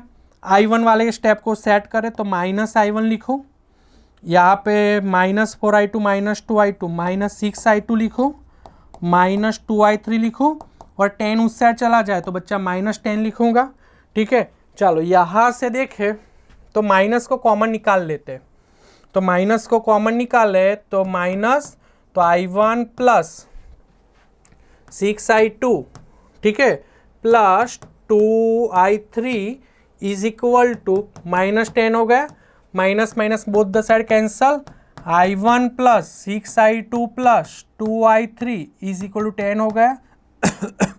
Equation number 1। चलो एनीवन एनी डाउट? हो गया ना। चलो अभी दूसरी बात, यहाँ पे नीचे का लूप ले रहे हैं, ठीक है। तो नीचे का लूप ले रहे हैं, लूप की डायरेक्शन हमने क्लोज लूप ऐसे कवर अप किया है। चलो तो पहले देख लेते हैं। ऐसा क्लोज लूप लिया है और कलर भी इसके हिसाब से सेट करें। चलो तो लिखे तो लूप यहाँ पे अब लेंगे A D C और A, ठीक है। अप्लाइंग, हाँ अप्लाइंग KVL, ठीक है। चलो हम A से D जा रहे हैं, हमारी डायरेक्शन A से D। पहला बम्पर आया तो बम्पर उसका करंट, तो I1 माइनस लूप, हाँ तो 4 और उसका करंट I1 माइनस I2। चलो ये दूसरा बम्पर आया 2, current I2 plus I3 minus I1। चलो यहाँ से 1 ओम का रेजिस्टेंस, उसमें से पासिंग करंट I1, और आगे जाके बैटरी आई तो 10 वोल्ट की बैटरी इज इक्वल टू करके 0, इज इक्वल टू करके 0। चलो हमारी डायरेक्शन करंट की डायरेक्शन सेम, कौन सी साइन? माइनस। हम ऊपर जा रहे, करंट ऑपोजिट आ रहा है, ऑपोजिट डायरेक्शन है तो प्लस। हम इस साइड जा रहे हैं और करंट की direction minus. Last terminal of battery direction की साइड में तो पॉजिटिव, ठीक है। चलो तो ये हो गया। चलो इतना हो गया, -4i1 plus 4i2 plus 2i2 plus 2i3 minus 2i1 minus i1। ये 10 को उस साइड भेज दो तो -10 हो जाएगा, -10, ठीक है। चलो तो पहले i1 वालों को सेट करते हैं, -4i1 minus 2i1 minus 6i1 minus i1 -7i1 हो गया बच्चा। i2 प्लस 6i2 हो गया, ठीक है, और प्लस 2i3 हो गया। यहाँ पे इज इक्वल टू -10। चलो क्या कॉमन निकल रहा है? माइनस को कॉमन निकालेंगे तो 7i1 minus 6i2 minus 2i3 -10, minus minus both the side cancel, तो 7i1 minus 6i2 minus 2i3 is equal to 10। Equation number 2, ठीक है। सेकेंड लूप रेडी हुआ। हाँ ये एग्जाम्पल टाइम टेकन है, टाइम ज़्यादा लेगा बेटा, आराम से करना होता है, ठीक है। उसमें एक छोटी सी साइन में गलती तो पूरा गड़बड़, ठीक है। चलो तो इतना हो गया। अभी थर्ड लूप की बारी है, थर्ड लूप।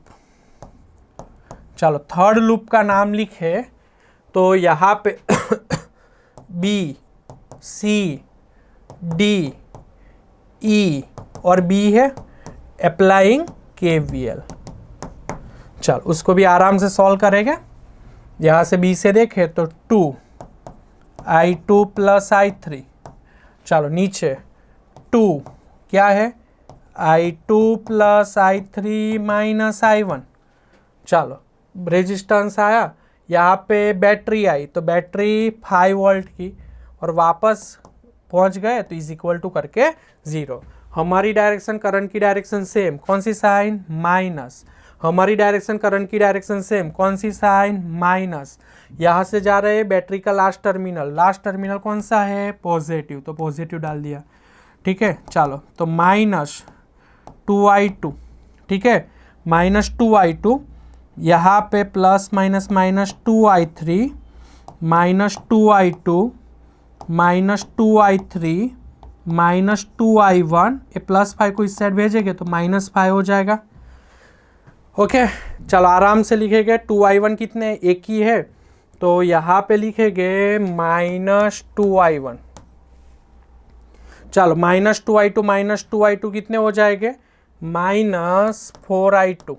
ठीक है, आगे -4i2 हो गए और -4i3 और यहाँ पे वो 5 इस साइड गया तो -5। ठीक है, यहाँ पे कॉमन निकाल रहे, -2 को कॉमन निकाल रहे, i1 बचा plus 2i2 plus 2i3 is equal to -5। Minus minus cut, divide में लेके जाए तो i1 plus 2i2 plus 2i3, 5 divide by 2 2.5, equation number 2।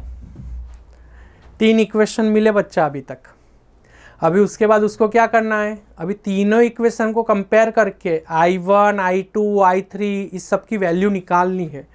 चलो आराम से देखो, तो इक्वेशन नंबर 1 और इक्वेशन 2 ध्यान से देखो, समझ में आ रहा है। +6i2 -6i2 plus 2i3 -2i3 दोनों कट हो जाएंगे तो हमको क्या मिल जाएगा, i1। तो डायरेक्ट यहाँ पे देखो, तो कंपेयरिंग इक्वेशन 1 एंड इक्वेशन 2। चलो तो इक्वेशन 1 क्या लिखो, i1 plus 6i2 plus 2i3, i1 plus 6i1 plus 2i3 is equal to 10 है। ठीक है, वैसे ही इक्वेशन 2 को लिखो, क्या है 7i1 minus 6i2 minus 2i3। ठीक है, -2i3 इज इक्वल टू कितना है, 10 है। चलो तो यहाँ पे देखो कैंसल हो जाएगा, टोटल 8i1 20 हो गया। i1 को सब्जेक्ट बनाओ, 20/8 समझ में आ रहा है। इसको आप देखो बेटा, 10 4 5 2 5/2। ठीक है, तो 5/2 i1 की वैल्यू आ रही है 2.5 एम्पियर। कितना आ रहा है, 2.5 एम्पियर। ठीक है, चलो एक बार देख भी लेते हैं आंसर सही है कि कुछ गड़बड़ तो नहीं हुई ना। तो सही है बच्चों, i1 की वैल्यू 2.5 एम्पियर मिल रहा है। अभी कोई भी एक इक्वेशन ले लो बेटा, उसमें आप i2 को आराम से ढूंढ सकते हो। ठीक है, चलो वैसे देखो इक्वेशन 2 और इक्वेशन 3, उसमें से भी आप 2i3 को कैंसिल कर सकते हो। तो यहाँ पे मैं लिखूँ कंपेयरिंग इक्वेशन 2 एंड इक्वेशन 3। ठीक है, इक्वेशन 2 की वैल्यू देखो क्या है, ये 3 है, इक्वेशन 3 है। ठीक है, इक्वेशन 2 की वैल्यू यहाँ पे जो है 7i1 है, 7i1 वाली, तो 7i1 minus 6i2 minus 2i3 is equal to 10। और इक्वेशन 3 की value i1 plus 2i2 plus 2i3 is equal to 2.5 हो गया। चलो 2i3 cancel, total 8i1 plus minus minus bigger sign minus 4i2 is equal to 10 plus 2.5 12.5 हो गया। ठीक है, आपको i2 ढूंढना है तो माइनस एक काम करो, -4i2 12.5 माइनस 8, समझ में आ रहा है, i1 की वैल्यू आपके पास है -4i2 12.5 8, i1 की वैल्यू 2.5।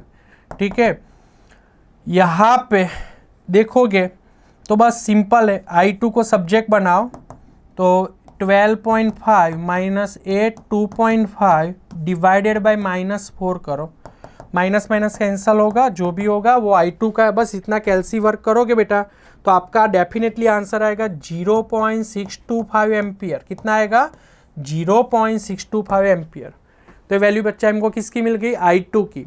अभी हमारे पास i1 है और i2 है, कोई भी एक इक्वेशन सिलेक्ट कर लो। इक्वेशन 1 सर सिलेक्ट करना है, आप ऐसा बोलो क्योंकि वो थोड़ा इजी है तो उसमें वैल्यू डाले। तो इक्वेशन 1 को पहले देख लो क्या क्या है, माइनस सॉरी वो रहा i1 plus 6i2 plus 2i3, i1 plus 6i2 plus वही है ना i1 plus 6i2 plus 2i3 is equal to 10। ठीक है, i1 की वैल्यू कितना है 2.5, 6i2 की वैल्यू 0.625 आया plus 2i3 is equal to 10 हो गया। चलो 2i3 को सब्जेक्ट बनाओगे तो 10 माइनस 2.5 ये पूरा हिस्सा जाएगा 6 0.625। चलो बच्चा ये i3 को सब्जेक्ट बनाओ 10 माइनस 2.5 6 0.625 डिवाइडेड बाय मल्टीप्लिकेशन में डिवाइडेड बाय 2 तो i3 मिल गया। तो पूरा यहाँ पे आप बस कैलसी वर्क करो तो i3 की जो वैल्यू आपको मिलेगी 1.875 एम्पियर मिलेगी। कितनी मिलेगी 1.875।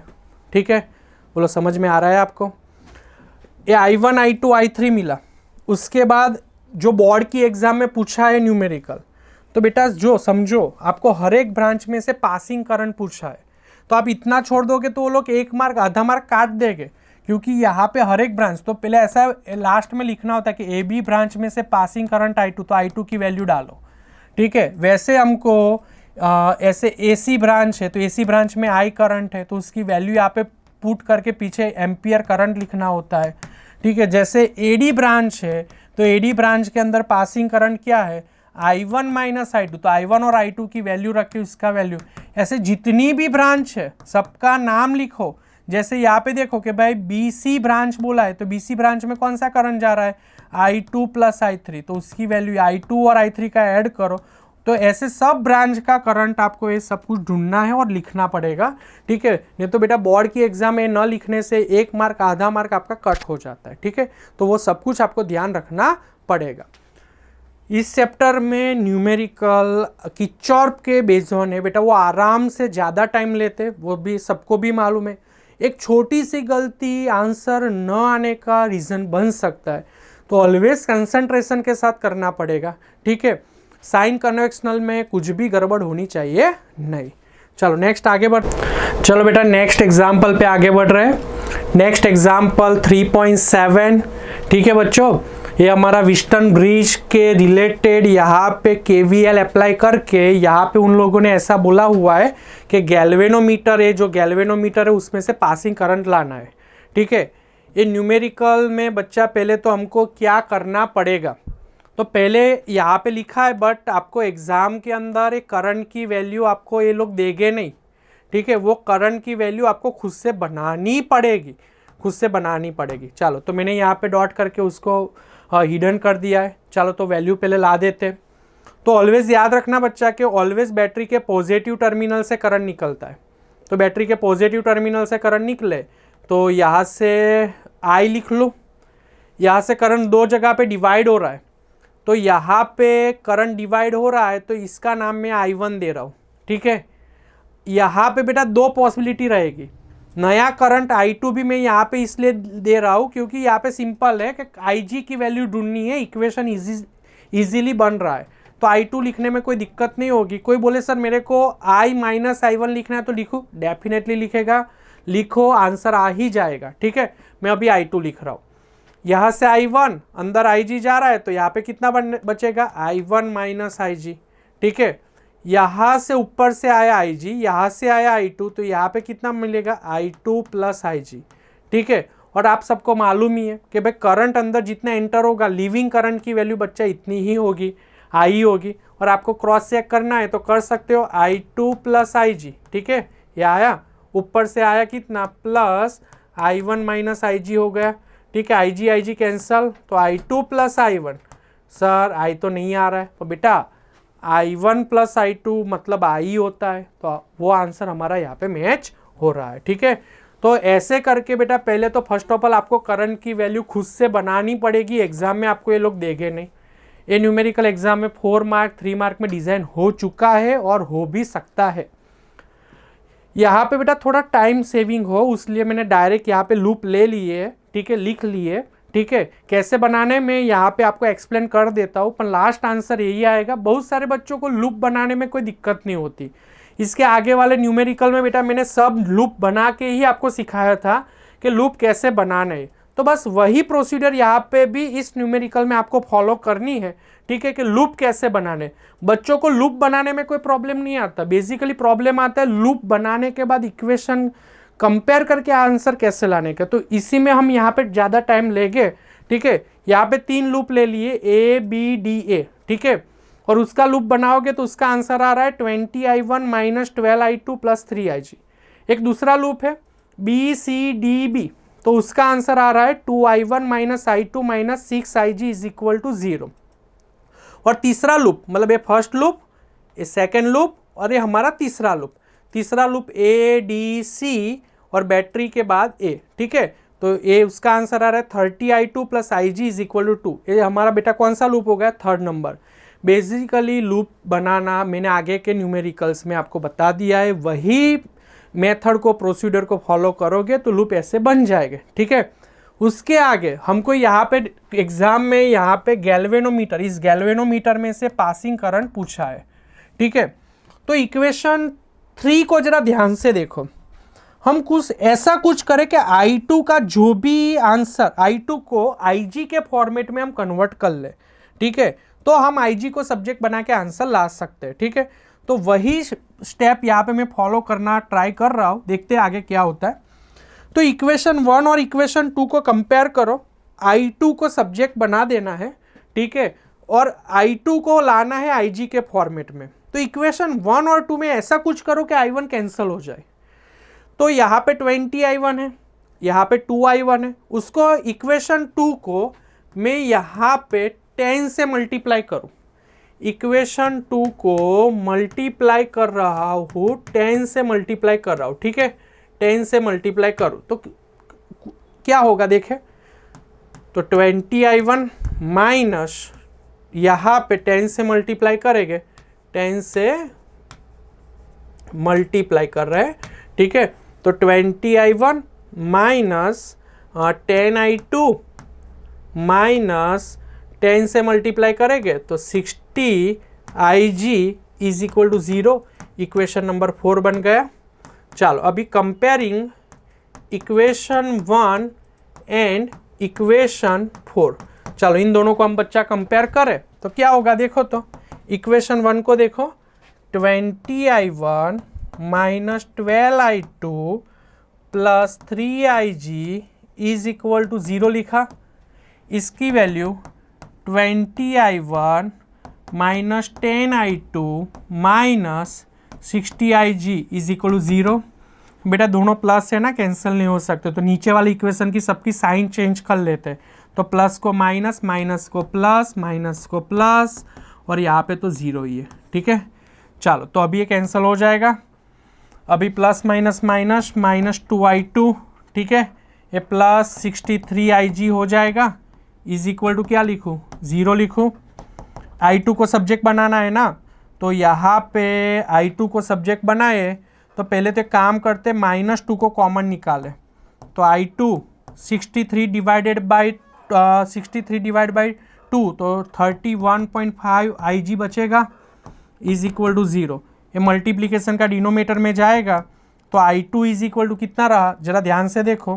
तो I2 डिनोमीटर में जाएगा तो 0 हो जाएगा, तो I2 प्लस 31.5 IG, समझ में आ रहा है ना, इज इक्वल टू 0। चलो तो I2 को अभी सब्जेक्ट बना देते हैं। तो I2 को सब्जेक्ट बनाए तो उससे जाएगा तो 31.5 IG, ये I2 की वैल्यू मिली। इक्वेशन नंबर इसको बोल देते हैं 5। इक्वेशन 5 को इक्वेशन 3 के अंदर पुट करें तो क्या आंसर आएगा। तो इक्वेशन 3 हमारा कौन सा है, इक्वेशन 3 की वैल्यू यहाँ पे है 30I2 plus IG is equal to 2, ठीक है। ये 30 लिखा, I2 की वैल्यू क्या है, समझ में आ रहा है, 31.5 IG, 31.5 IG plus IG is equal to 2 हो गया। चलो अभी इन दोनों का मल्टीप्लिकेशन करोगे 31.5 मल्टीप्लाई बाई 13, तो उसका आंसर आएगा 409.5 IG plus IG is equal to 2। तो इन दोनों का ऐड करो तो 410.5 IG इज इक्वल टू 2 लिखा। चलो IG को मैं सब्जेक्ट बनाऊँ तो 2 डिवाइडेड बाई 410 डिवाइड बाई 5 होगा। तो बच्चों IG को बस डिवाइड करोगे इसको तो आंसर आएगा 0.004872 एम्पियर। ठीक है, तो पॉइंट काटो आप, तो 4.8 1 2 3 10⁻³ एम्पियर, तो इसको हम मिली एम्पियर बोल सकते हैं। तो 4.8 मिली एम्पियर हमारा आंसर रहेगा। यहाँ पे भी बेटा आप लिख के छोड़ देते तो कोई दिक्कत होती नहीं है। ठीक है, तो आई थिंक सो सबको क्वेश्चन समझ में आ गया होगा। लूप आराम से आप बना सकते हो, लूप पे बच्चों को दिक्कत नहीं होती। ज़्यादातर कैसे कंपेयर करना है, तो मैंने इक्वेशन 2 को 10 से के साथ मल्टीप्लाई करने के बाद समझ में आ रहा है ना, यहाँ पे I1 को कैंसिल कर दिया। सिंपल था, मेरे को I2 को लाना था, किसके फॉर्मेट में लाना था, IG के फॉर्मेट में। तो I2 को यहाँ पे सब्जेक्ट बना के IG के फॉर्मेट में मैं यहाँ पे लेके आया, और उसके बाद इक्वेशन 3 में मैंने वैल्यू डाली तो आंसर आ गया 4.8 मिली एम्पियर। चलो, तो आपको डाउट नहीं होगा। तो उसके साथ यहाँ पे नेक्स्ट हम एक्सरसाइज के न्यूमेरिकल पे आगे बढ़ रहे हैं। ठीक है, चलो देखते हैं क्या आंसर आ रहा है हमारा। A storage battery of car has an EMF, E की वैल्यू बोल दिया 12 volt. If the internal resistance small r की वैल्यू 0.4 ओम बोल दिया, what is the maximum current. Maximum current हमको ढूंढना है that can be drawn from the battery. Simple है, यहाँ पे बेटा मैं ओम्स लॉ लगाऊंगा तो ohm's law is equal to E. ठीक है, और capital R plus small r हो जाएगा। बट कैपिटल R की वैल्यू जब 0 होती है तभी तो बेटा करंट की वैल्यू क्या मिलेगी, मैक्सिमम एक्सटर्नल रेजिस्टेंस ही नहीं होगा, तो मैक्सिमम बैटरी करंट ड्रॉन करेगी। तो I को मैं I मैक्स लिखूँ, E इसकी value 0 plus small r internal resistance, तो I max is equal to, बहुत ईजी न्यूमेरिकल है, 12 डिवाइडेड बाई स्मॉल r, उसकी वैल्यू 0.4, उसको आप कैलसी से डिवाइड करोगे तो आपको जो आंसर मिलने वाला है वो 30 एम्पियर। ठीक है, चलो तो इक्वेशन हमारा यहाँ पे खत्म हो रहा है। नेक्स्ट आगे बढ़े। A battery of EMF 10 volt. चलो EMF की वैल्यू बोल दी 10 वोल्ट, इंटरनल रेजिस्टेंस बोल दिया है 3 ओम। ठीक है, इस internal resistance 3 ohm is connected to a resistor. Okay, if the current in the circuit, current की वैल्यू बोल दिया है 0.5 ampere. What is the resistance of the resistor. Okay, मतलब यहाँ पे बैटरी के साथ उन्होंने बोला एक बैटरी और उसका इंटरनल रेजिस्टेंस है, उसके साथ एक एक्सटर्नल रेजिस्टेंस कनेक्ट कर लिया है। ठीक है, तो वो रेजिस्टेंस हमने कनेक्ट कर लिया है। ठीक है, तो वो रेजिस्टेंस की वैल्यू यहाँ पे कैपिटल R की वैल्यू कितनी होने वाली है। ठीक है, चलो तो आराम से मिल जाएगा। कैपिटल R की वैल्यू लेके आना है। ओम्स लॉ सबको मालूम है, I is equal to E capital R plus small r equivalent, मतलब ये स्मॉल r और कैपिटल R दोनों सीरीज में है तो सिंपल है, ऐड हो गए तो ये डिनोमीटर वाला ऊपर आया, E बाई आई लिखूँ तो कैपिटल R को सब्जेक्ट बनाऊँ, E minus I minus small r हो गया। तो capital R is equal to E की वैल्यू बच्चा कितना है 10 वोल्ट है, I की वैल्यू कितना है 0.5 है, और स्मॉल r की वैल्यू कितना है 3 है। तो आप उसका आंसर आप लाओगे तो एक्सटर्नल रेजिस्टेंस की जो वैल्यू रहने वाली है यहाँ पे वो 17 ओम मिलेगी। ठीक है, चलो 17 ओम। What is the terminal voltage of the battery when the circuit is closed? Yes, मतलब यहाँ पे जो बैटरी हमने एक्सटर्नल कनेक्ट की है उसका टर्मिनल वोल्टेज V भी निकालना है। तो सिंपल है, ohm's law V is equal to IR हो जाएगा। ठीक है, तो V इज इक्वल टू हम IR लगाए तो यहाँ पे I की वैल्यू यहाँ पे गिवन है 0.5 और रेजिस्टेंस की वैल्यू 17, तो वोल्टेज 0.5 मल्टीप्लाई बाई 70 8.5, और यूनिट लिखना भूलना नहीं है, 8.5 वोल्ट हो गया। नेक्स्ट 3.3 पे आगे बढ़े। चलो तो आराम से अभी जाएंगे, थोड़ा होल्ड करके जाएंगे। अच्छा सा क्वेश्चन हमारे सामने आ रहा है। और रूम टेम्परेचर पे जो रेजिस्टेंस बोला, तो रूम टेम्परेचर को ऑलवेज मैंने आगे के ऐसे हमको एग्जाम्पल में न्यूमेरिकल आए थे, तो रूम टेम्परेचर को रेफरेंस टेम्परेचर ले लेना है, और रूम टेम्परेचर पे जो रेजिस्टेंस मिल रहा है उसको रेफरेंस रेजिस्टेंस कंसीडर कर लेना है। ठीक है, तो यहाँ पे रूम टेम्परेचर की वैल्यू T0 27 डिग्री सेल्सियस। ठीक है, ऑफ हीटिंग एलिमेंट का रेजिस्टेंस मतलब R0 100 ओम बोल दिया। व्हाट इज द टेम्परेचर, चलो तो वो जब एलिमेंट का बोल रहे हैं, what is the temperature of T of the element if the resistance is found to be 117, मतलब जब रेजिस्टेंस की वैल्यू 117 ओम है तब का टेम्परेचर ढूंढ के लाओ। मतलब यहाँ पे सिंपल है, रेफरेंस बोल दिया तो बाकी का जो बचेगा वो टी और आर टी बचेगा ना, फॉर्मूला में सबको तो मालूम है ना, ऐसे ही लिखना है। ठीक है, डिनोशन यहाँ पे मेन होता है।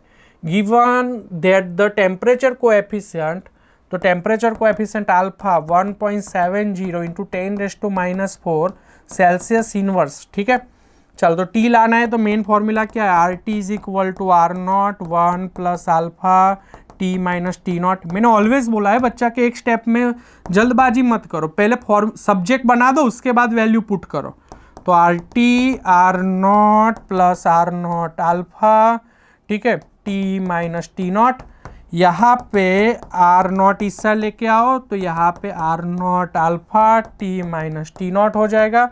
ये मल्टीप्लीकेशन में है तो डिवाइड में जाएगा, आर टी माइनस R0। ठीक है, डिवाइड में जाएगा तो R0 alpha T minus T0 हो गया। टी ढूंढना है, टी को सब्जेक्ट बनाएगा, are T minus R0 alpha plus बच्चा हो गया T0।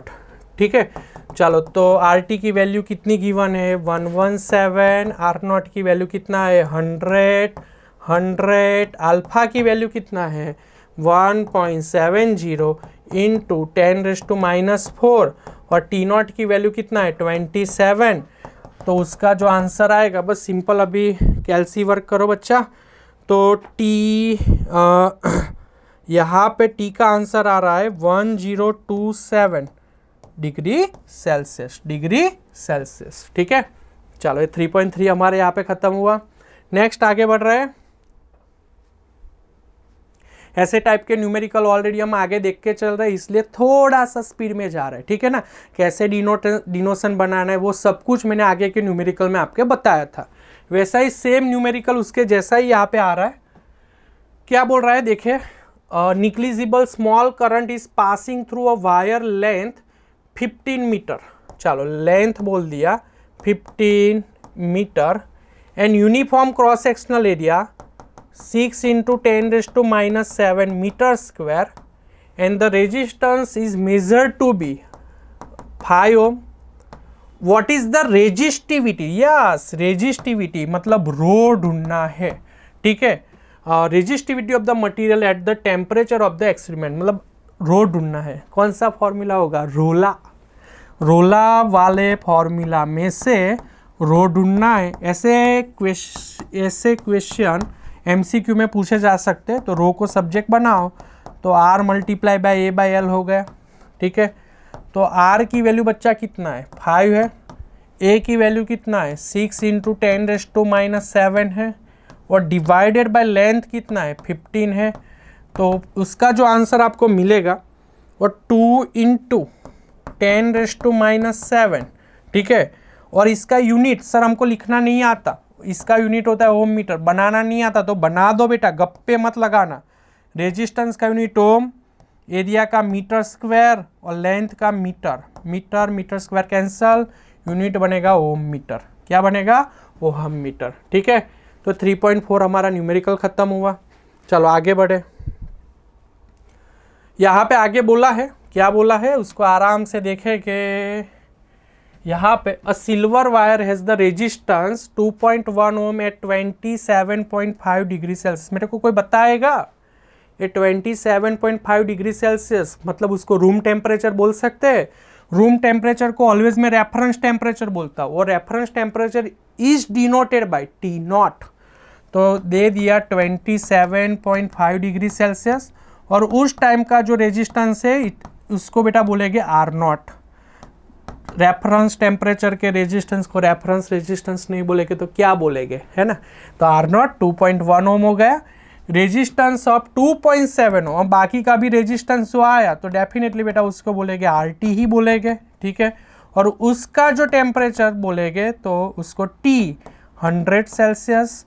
तो हमको बोला determine the temperature coefficient resistivity of silver, मतलब अल्फा लेके आना है, ठीक है। कोई बात नहीं, फॉर्मूला रखो, R T is equal to R naught 1 plus alpha T minus T naught हो गया। अल्फा को सब्जेक्ट बनाना है, आराम से बनेगा, R naught plus R naught alpha T minus T naught हो गया।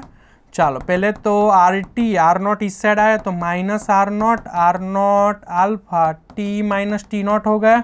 या अल्फा के साथ ये पूरा ब्रैकेट और आर नॉट मल्टीप्लीकेशन में है तो अल्फा को सब्जेक्ट बनाया तो R T minus R naught divided by R naught T minus T naught हो गया। चलो तो वैल्यू पुट करना स्टार्ट करो।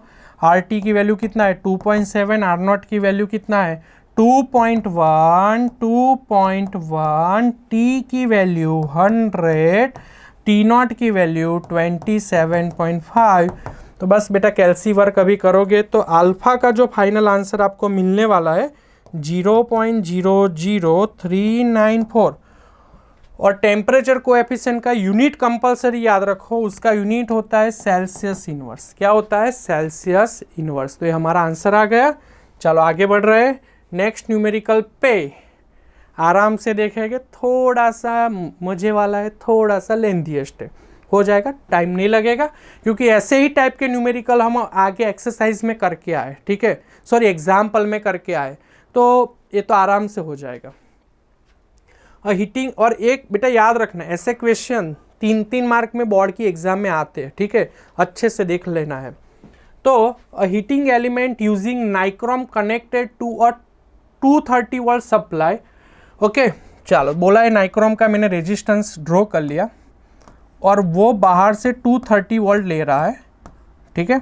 चलो उस टाइम पे वो जो करंट ले रहा है 3.2 एम्पियर करंट गेन कर रहा है। बेटा इसको मैं इनिशियल कंडीशन सपोज कर लेता हूँ। कौन सी कंडीशन? इनिशियल, ठीक है। Which settles after a few second to a steady value, मतलब यही सेटअप में स्टार्टिंग में, ठीक है, और फाइनल कंडीशन थोड़े टाइम के बाद यहाँ पे उसकी जो वैल्यू थी वो 3.2 एम्पियर से 2.8 एम्पियर करंट लेने लगा। मतलब आप सबको मालूम है एसी होती है हमारे घर पे, तो क्या होता है स्टार्टिंग में करंट थोड़ी ज़्यादा लेता है, पर उसके बाद वो धीरे से कंप्रेसर स्टेडी होके करंट की वैल्यू थोड़ी सी डिक्रीज होके एक स्टेडी फ्लो में चलने लगता है। तो यहाँ पे वैसा ही है कि स्टार्टिंग में 3.2 एम्पियर था, पर उसके बाद 2.8 एम्पियर, वोल्टेज तो कांस्टेंट ही रहेगा, 230 वोल्ट बोल दिया, ठीक है। चलो ठीक है, तो यहाँ पे what is the steady temperature of the heating element if the room temperature, तो room temperature is 27 degree Celsius. फिर से क्वेश्चन पढ़ लेते हैं। तो what is a steady temperature, मतलब what is a steady temperature मतलब बेटा टी ढूंढना है, और रूम टेम्परेचर तो मतलब वो तो टी नॉट, उसकी वैल्यू तो बोल दिया 27 डिग्री सेल्सियस। और उसके बाद हमको यहाँ पे आगे बढ़े तो टेम्परेचर कोएफिशिएंट, इतना लंबा ना पड़े, टेम्परेचर कोएफिशिएंट मतलब हमको अल्फा की वैल्यू गिवन है 1.70 इंटू 10⁻⁴ सेल्सियस इनवर्स, ठीक है। डेटा क्या क्या दिए वो समझ में आए। तो बेटा यहाँ पे करंट और रेजिस्टेंस, करंट और वोल्टेज दिख रहा है, तो यहाँ से आपको रेजिस्टेंस मिल जाएगा। इनिशियल कंडीशन को मैं रेफरेंस ले लूँ ना, तो उसको मैं यहाँ पे आर नॉट बोलूँगा, और फाइनल को मैं यहाँ पे सिंपल है उस टाइम के रेजिस्टेंस उसको आर टी बोल दूँगा। इसलिए यहाँ पे डिनोशन इसलिए मैं चेंज नहीं करो, बच्चे डिनोशन चेंज होने से थोड़े कंफ्यूज हो जाते हैं। तो इनिशियल को मैंने रेफरेंस को आर नॉट, तो यहाँ पे V/I, तो V/I 230 डिवाइडेड बाय 3.2, ठीक है, और यहाँ पे 230 V और करंट की वैल्यू है 2.8। तो यहाँ पे आर नॉट का जो आंसर यहाँ पे हमको मिल रहा है वो आर नॉट की बच्चा वैल्यू है यहाँ पे 3.2, 71.875 ओहम मिल रहा है। और आर टी की जो वैल्यू है वो मिल रही है 82.143 ओम मिल रही है। ठीक है, आर टी आर नॉट मिल गया। चलो ढूंढना क्या है, टी, तो वापस फॉर्मूला अप्लाई करें, R T is equal to R naught 1 plus alpha T minus T naught. ठीक है, चलो टी को सब्जेक्ट बनाना है क्योंकि वो ढूंढना है। आर टी आर नॉट को अंदर मल्टीप्लाई करो, R naught into 1 R naught into alpha T minus T naught, ये पूरा इससे आ जाएगा। तो R T minus R naught alpha T minus T naught. T को सब्जेक्ट बनाना है, पहले तो पूरा ब्रैकेट इसके साथ मल्टीप्लीकेशन में, तो डिवाइड में लेके आए तो R T minus R naught divide में आए तो आर नॉट इंटू अल्फा लिख लूँ। ठीक है, तो टी माइनस क्या होगा, टी नॉट, टी को सब्जेक्ट बनाओ तो R T minus R naught into alpha plus T naught हो जाएगा। चलो मैंने टी को सब्जेक्ट बना दिया, बस वैल्यू पुट करो। आर टी की वैल्यू कितना है 82.143, आर नॉट की वैल्यू कितना है 71.875 और अल्फा की वैल्यू यहाँ पे 1.70 इंटू 10⁻⁻4 हो गया। और टी नॉट की वैल्यू तो 27 डिग्री है। तो बच्चों टी की वैल्यू यहाँ पे कितनी मिलेगी, बस कैलसी वर्क करो, आंसर मिल जाएगा। तो टी की वैल्यू मिल रही है 867 डिग्री सेल्सियस। ठीक है, चलो एक क्वेश्चन हमारा ख़त्म हुआ, समझ में आया, बहुत इजी था। पहले इनिशियल में, उसके बाद थोड़ा स्टेडी करंट हुआ, तब का रेजिस्टेंस वो ओम्स लॉ लगा के आप वैल्यू लाओ। रूम टेम्परेचर दे दिया, मतलब उसको हमने रेफरेंस बोल दिया है, रेफरेंस टेम्परेचर रहेगा। ठीक है, रूम टेम्परेचर को ऑलवेज रेफरेंस टेम्परेचर ही ले लो, और रूम टेम्परेचर पे जो रेजिस्टेंस है उसको आर नॉट। ठीक है, तो आपको टी ढूंढना है तो टी को सब्जेक्ट बना देना है। ओके, वेल एंड गुड बच्चा, वापस हमारे सामने हाजिर है किरचॉफ का एप्लीकेशन करने वाला न्यूमेरिकल। आराम से देखेंगे, वापस आराम से समझेंगे। ठीक है, चल पहले तो मैंने आपको बता ही दिया है कि भाई एग्ज़ाम में करंट आपको देंगे नहीं वो लोग, करंट खुद से बनाने पड़ेंगे। ठीक है, तो यहाँ से जो बैटरी से निकलने वाला जो करंट है, यहाँ पे थोड़ा कलर भी चेंज कर लेते हैं, आपको समझ में आए, दिखे अच्छे से। तो बैटरी से जो निकल रहा है वो करंट आई है। ठीक है, यहाँ से करंट के दो डिवाइडेशन हो रहे हैं, यहाँ पे मैं उसको I1 दूंगा, यहाँ पे बेटा मैं I2 नहीं दूंगा। उसमें वो गैल्वेनोमीटर वाले में यहाँ पे IG था, नाम ऑलरेडी डिनोटेड था, तो यहाँ पे I2 लिखा, तो थोड़ा अच्छे से सेटल वहाँ पे कंपैरिजन करने में प्रॉब्लम नहीं हो रहा था। यहाँ पे बेटा आप I2 लिखोगे ना तो इक्वेशन बहुत लेंथीएस्ट हो जाएगा, प्रॉब्लम हो जाएगा। ठीक है, तो इसलिए मैं यहाँ पे कोई नया करंट नहीं दे रहा हूँ, पर यहाँ पे दे रहा हूँ I minus I1। Total I जा रहा था, ऊपर I1 गया, तो यहाँ पे कितना गया I माइनस I1। ठीक है, हाँ I1 ऊपर गया, तो यहाँ से इस ब्रांच में मैं जो करंट जा रहा है उसको एक नए नाम से डिनोट कर लेता I2।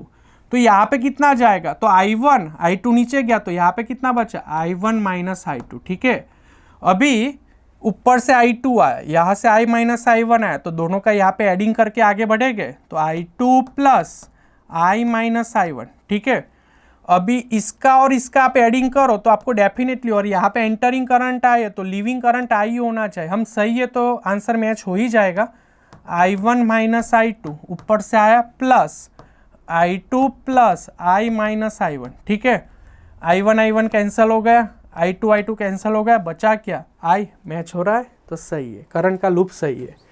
बच्चों आगे के न्यूमेरिकल में कैसे लूप बनाना है वो पूरी प्रोसीजर मैंने आपको बता दी थी। ठीक है, तो यहाँ पे फर्स्ट लूप, यहाँ पे जो हम A B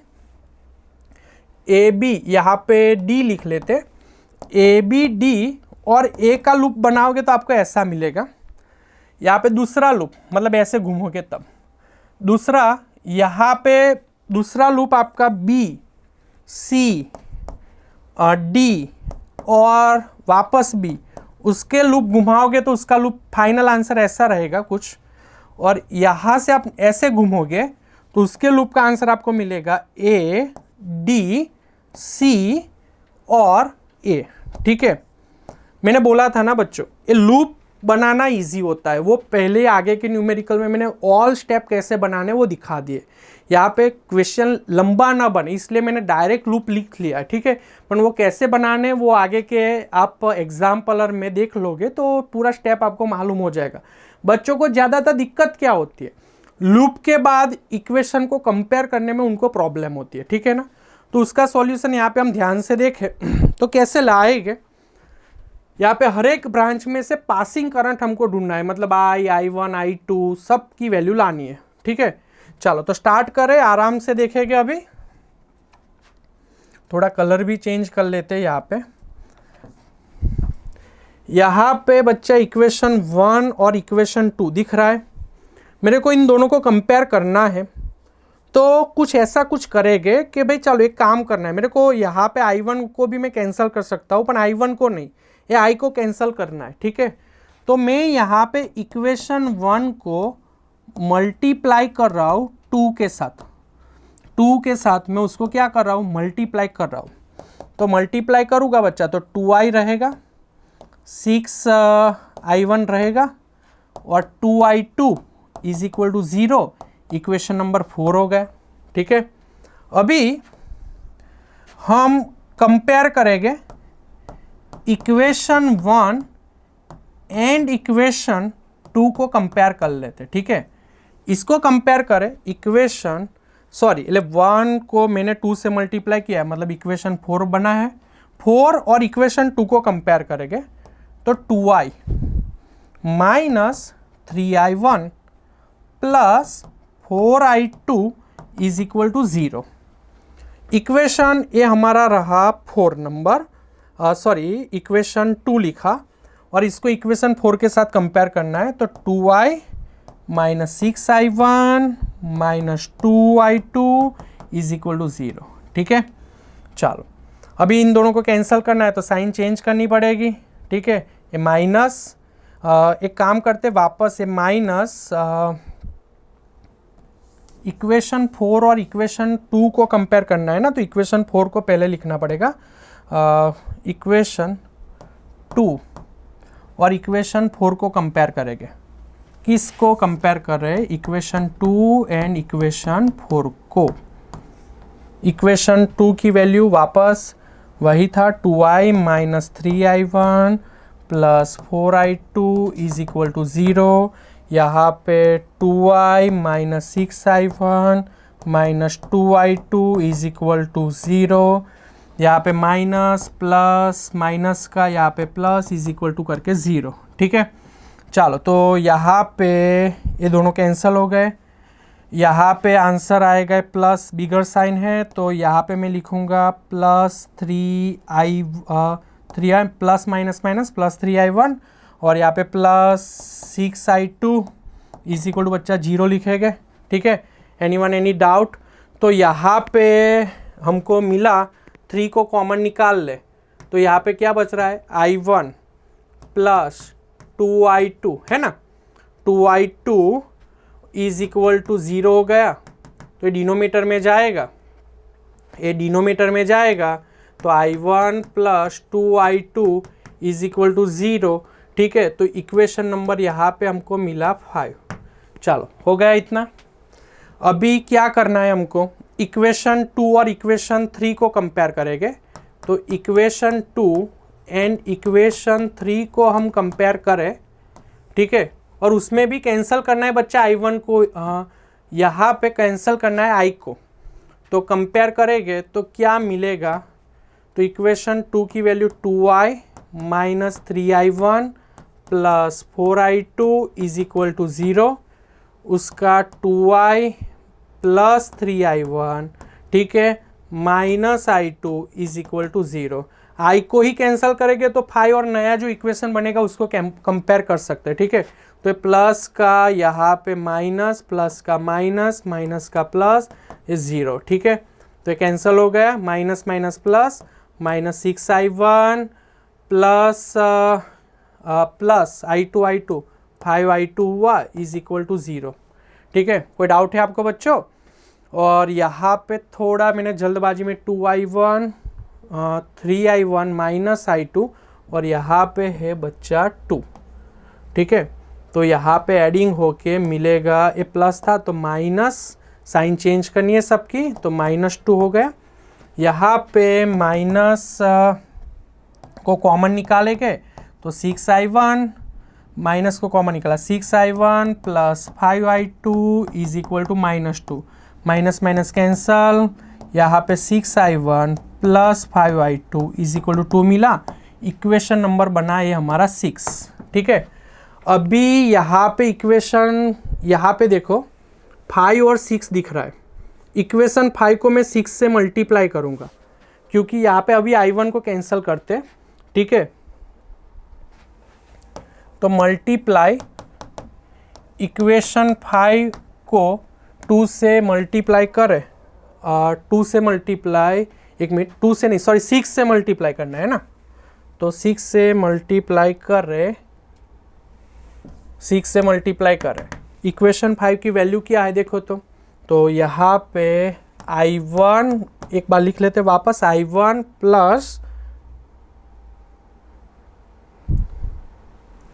2i2 is equal to 0। 6 से मल्टीप्लाई करेंगे तो 6i1 प्लस 6 से मल्टीप्लाई किया तो 12i2 इज इक्वल टू 0 हो गया।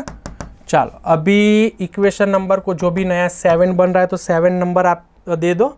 इक्वेशन 6 और 7 को कंपेयर करेंगे तो कंपेयरिंग इक्वेशन 6 एंड 7, ठीक है।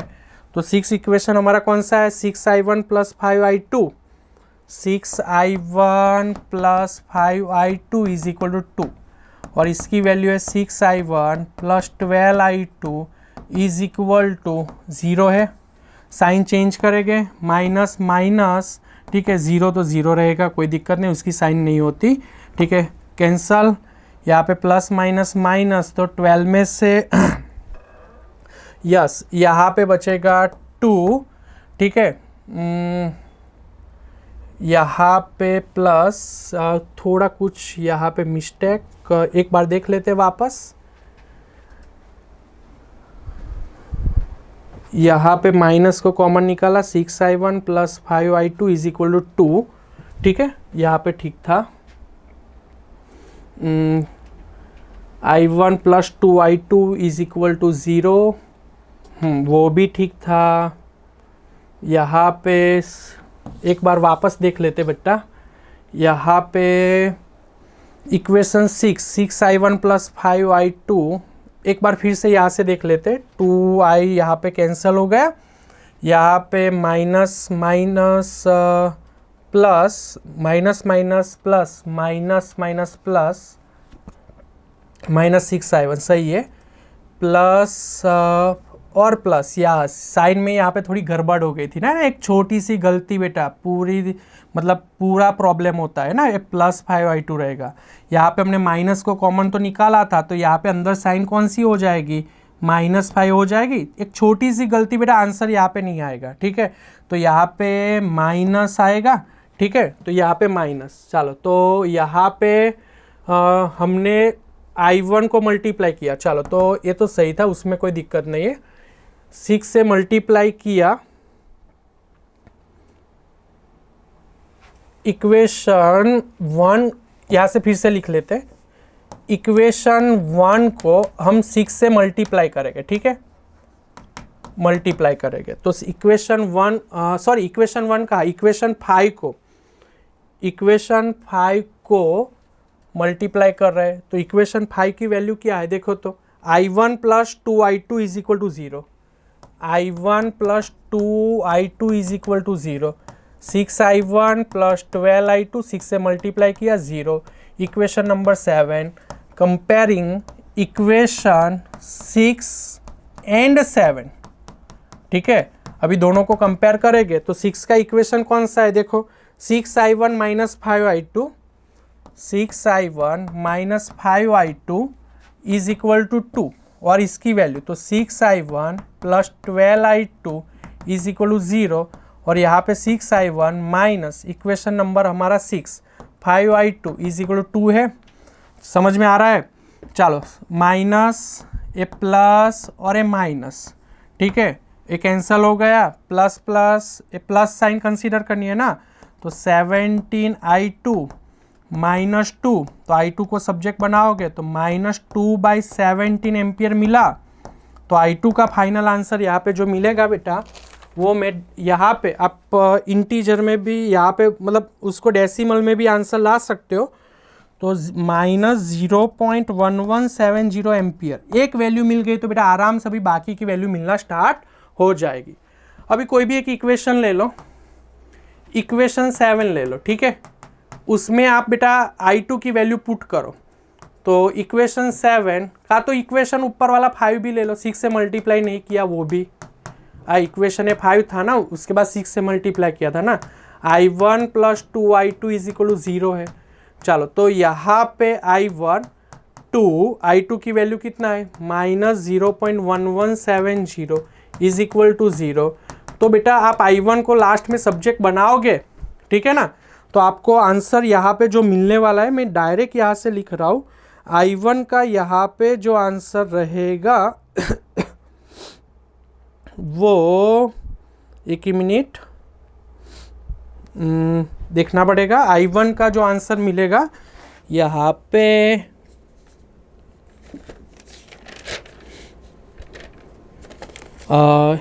देख लेते हैं I1 का क्या आंसर आ रहा है।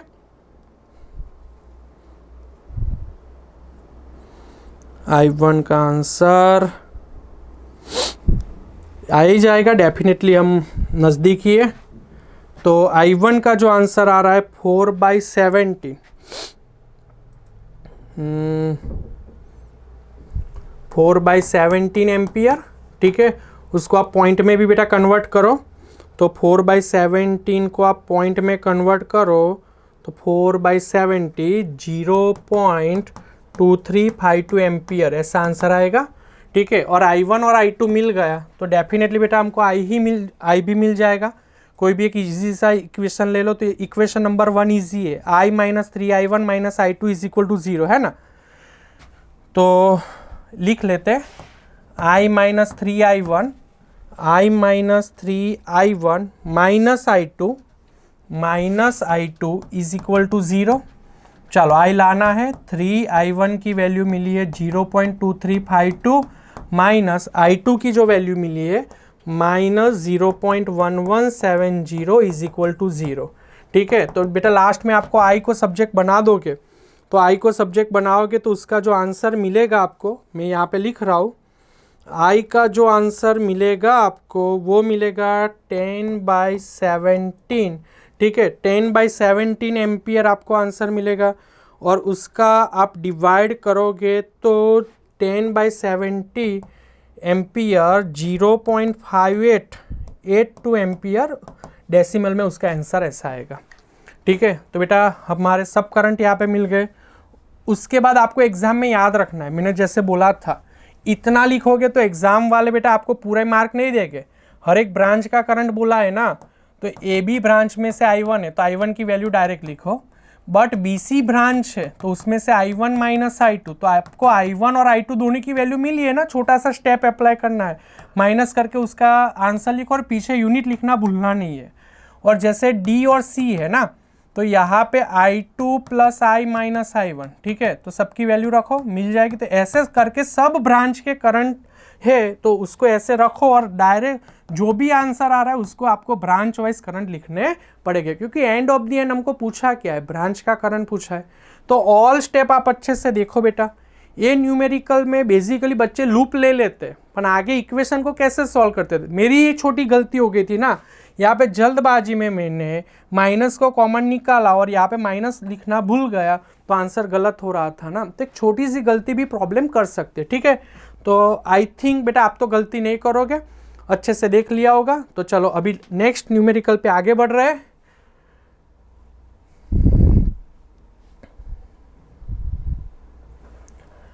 A storage battery of EMF 8 volt and internal resistance 0.5 ओम। चलो एक बैटरी है, उसका EMF बोल दिया 8 वोल्ट और उसका इंटरनल रेजिस्टेंस स्मॉल r बोल दिया है 0.5 ओम। सर थोड़ा कलर चेंज कर दीजिए, कर देते हैं बेटा। चलो तो कलर चेंज कर दिया। उसको बाहर से 120 वोल्ट वाली बड़ी बैटरी से, ठीक है, उसको चार्ज कर रहे हैं, डीसी सप्लाई से चार्ज कर रहे हैं।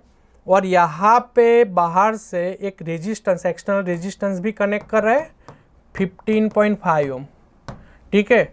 What is the terminal voltage of the battery during charging, मतलब बेटा बैटरी का टर्मिनल वोल्टेज कितना मिलेगा, ठीक है, वो बैटरी का टर्मिनल वोल्टेज कितना मिलेगा वो ढूंढना है, मतलब वी ढूंढना है। इसको मैं वी डैश भी बोल सकता हूँ, ठीक है। चलो, मतलब इसको वी डैश बोल देते हैं और इसको वी रखेंगे। तो वो जो 8 वोल्ट की बैटरी है उसका ईएमएफ दे दिया, पर उसका टर्मिनल वोल्टेज कितना रहेगा वो ढूंढना है। बहुत सिंपल सा क्वेश्चन है। उसके बाद आगे क्या बोला उसको बाद में पढ़ेंगे। तो बेटा मैं यहाँ पे ऐसा बोलूँ कि मेरे को वी डैश ढूंढना है, बैटरी चार्ज हो रही है, तो चार्जिंग का फॉर्मूला E माइनस आई, जो जब चार्जिंग हो रही है ना बैटरी, तो बेटा बीच में प्लस लिखना होता है।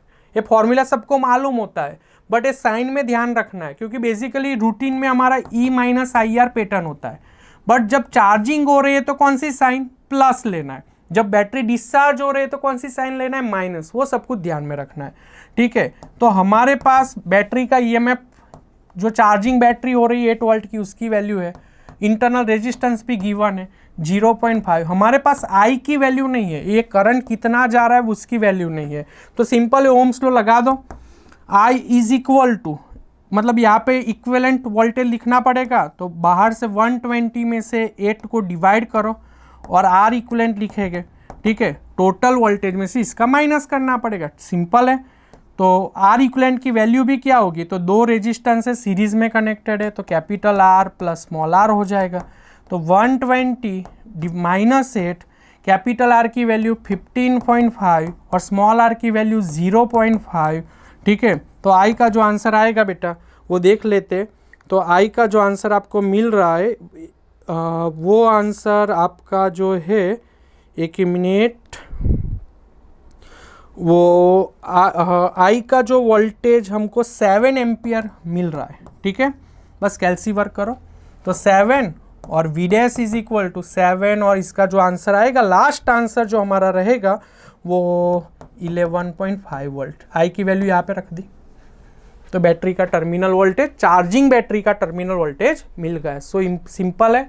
उसके आगे बोला है what is the purpose of the having a series resistor in a charging circuit, मतलब भाई सर ये बैटरी को चार्ज कर रहे हैं, ये सीरीज रेजिस्टेंस यहाँ पे लगाने का मकसद क्या है।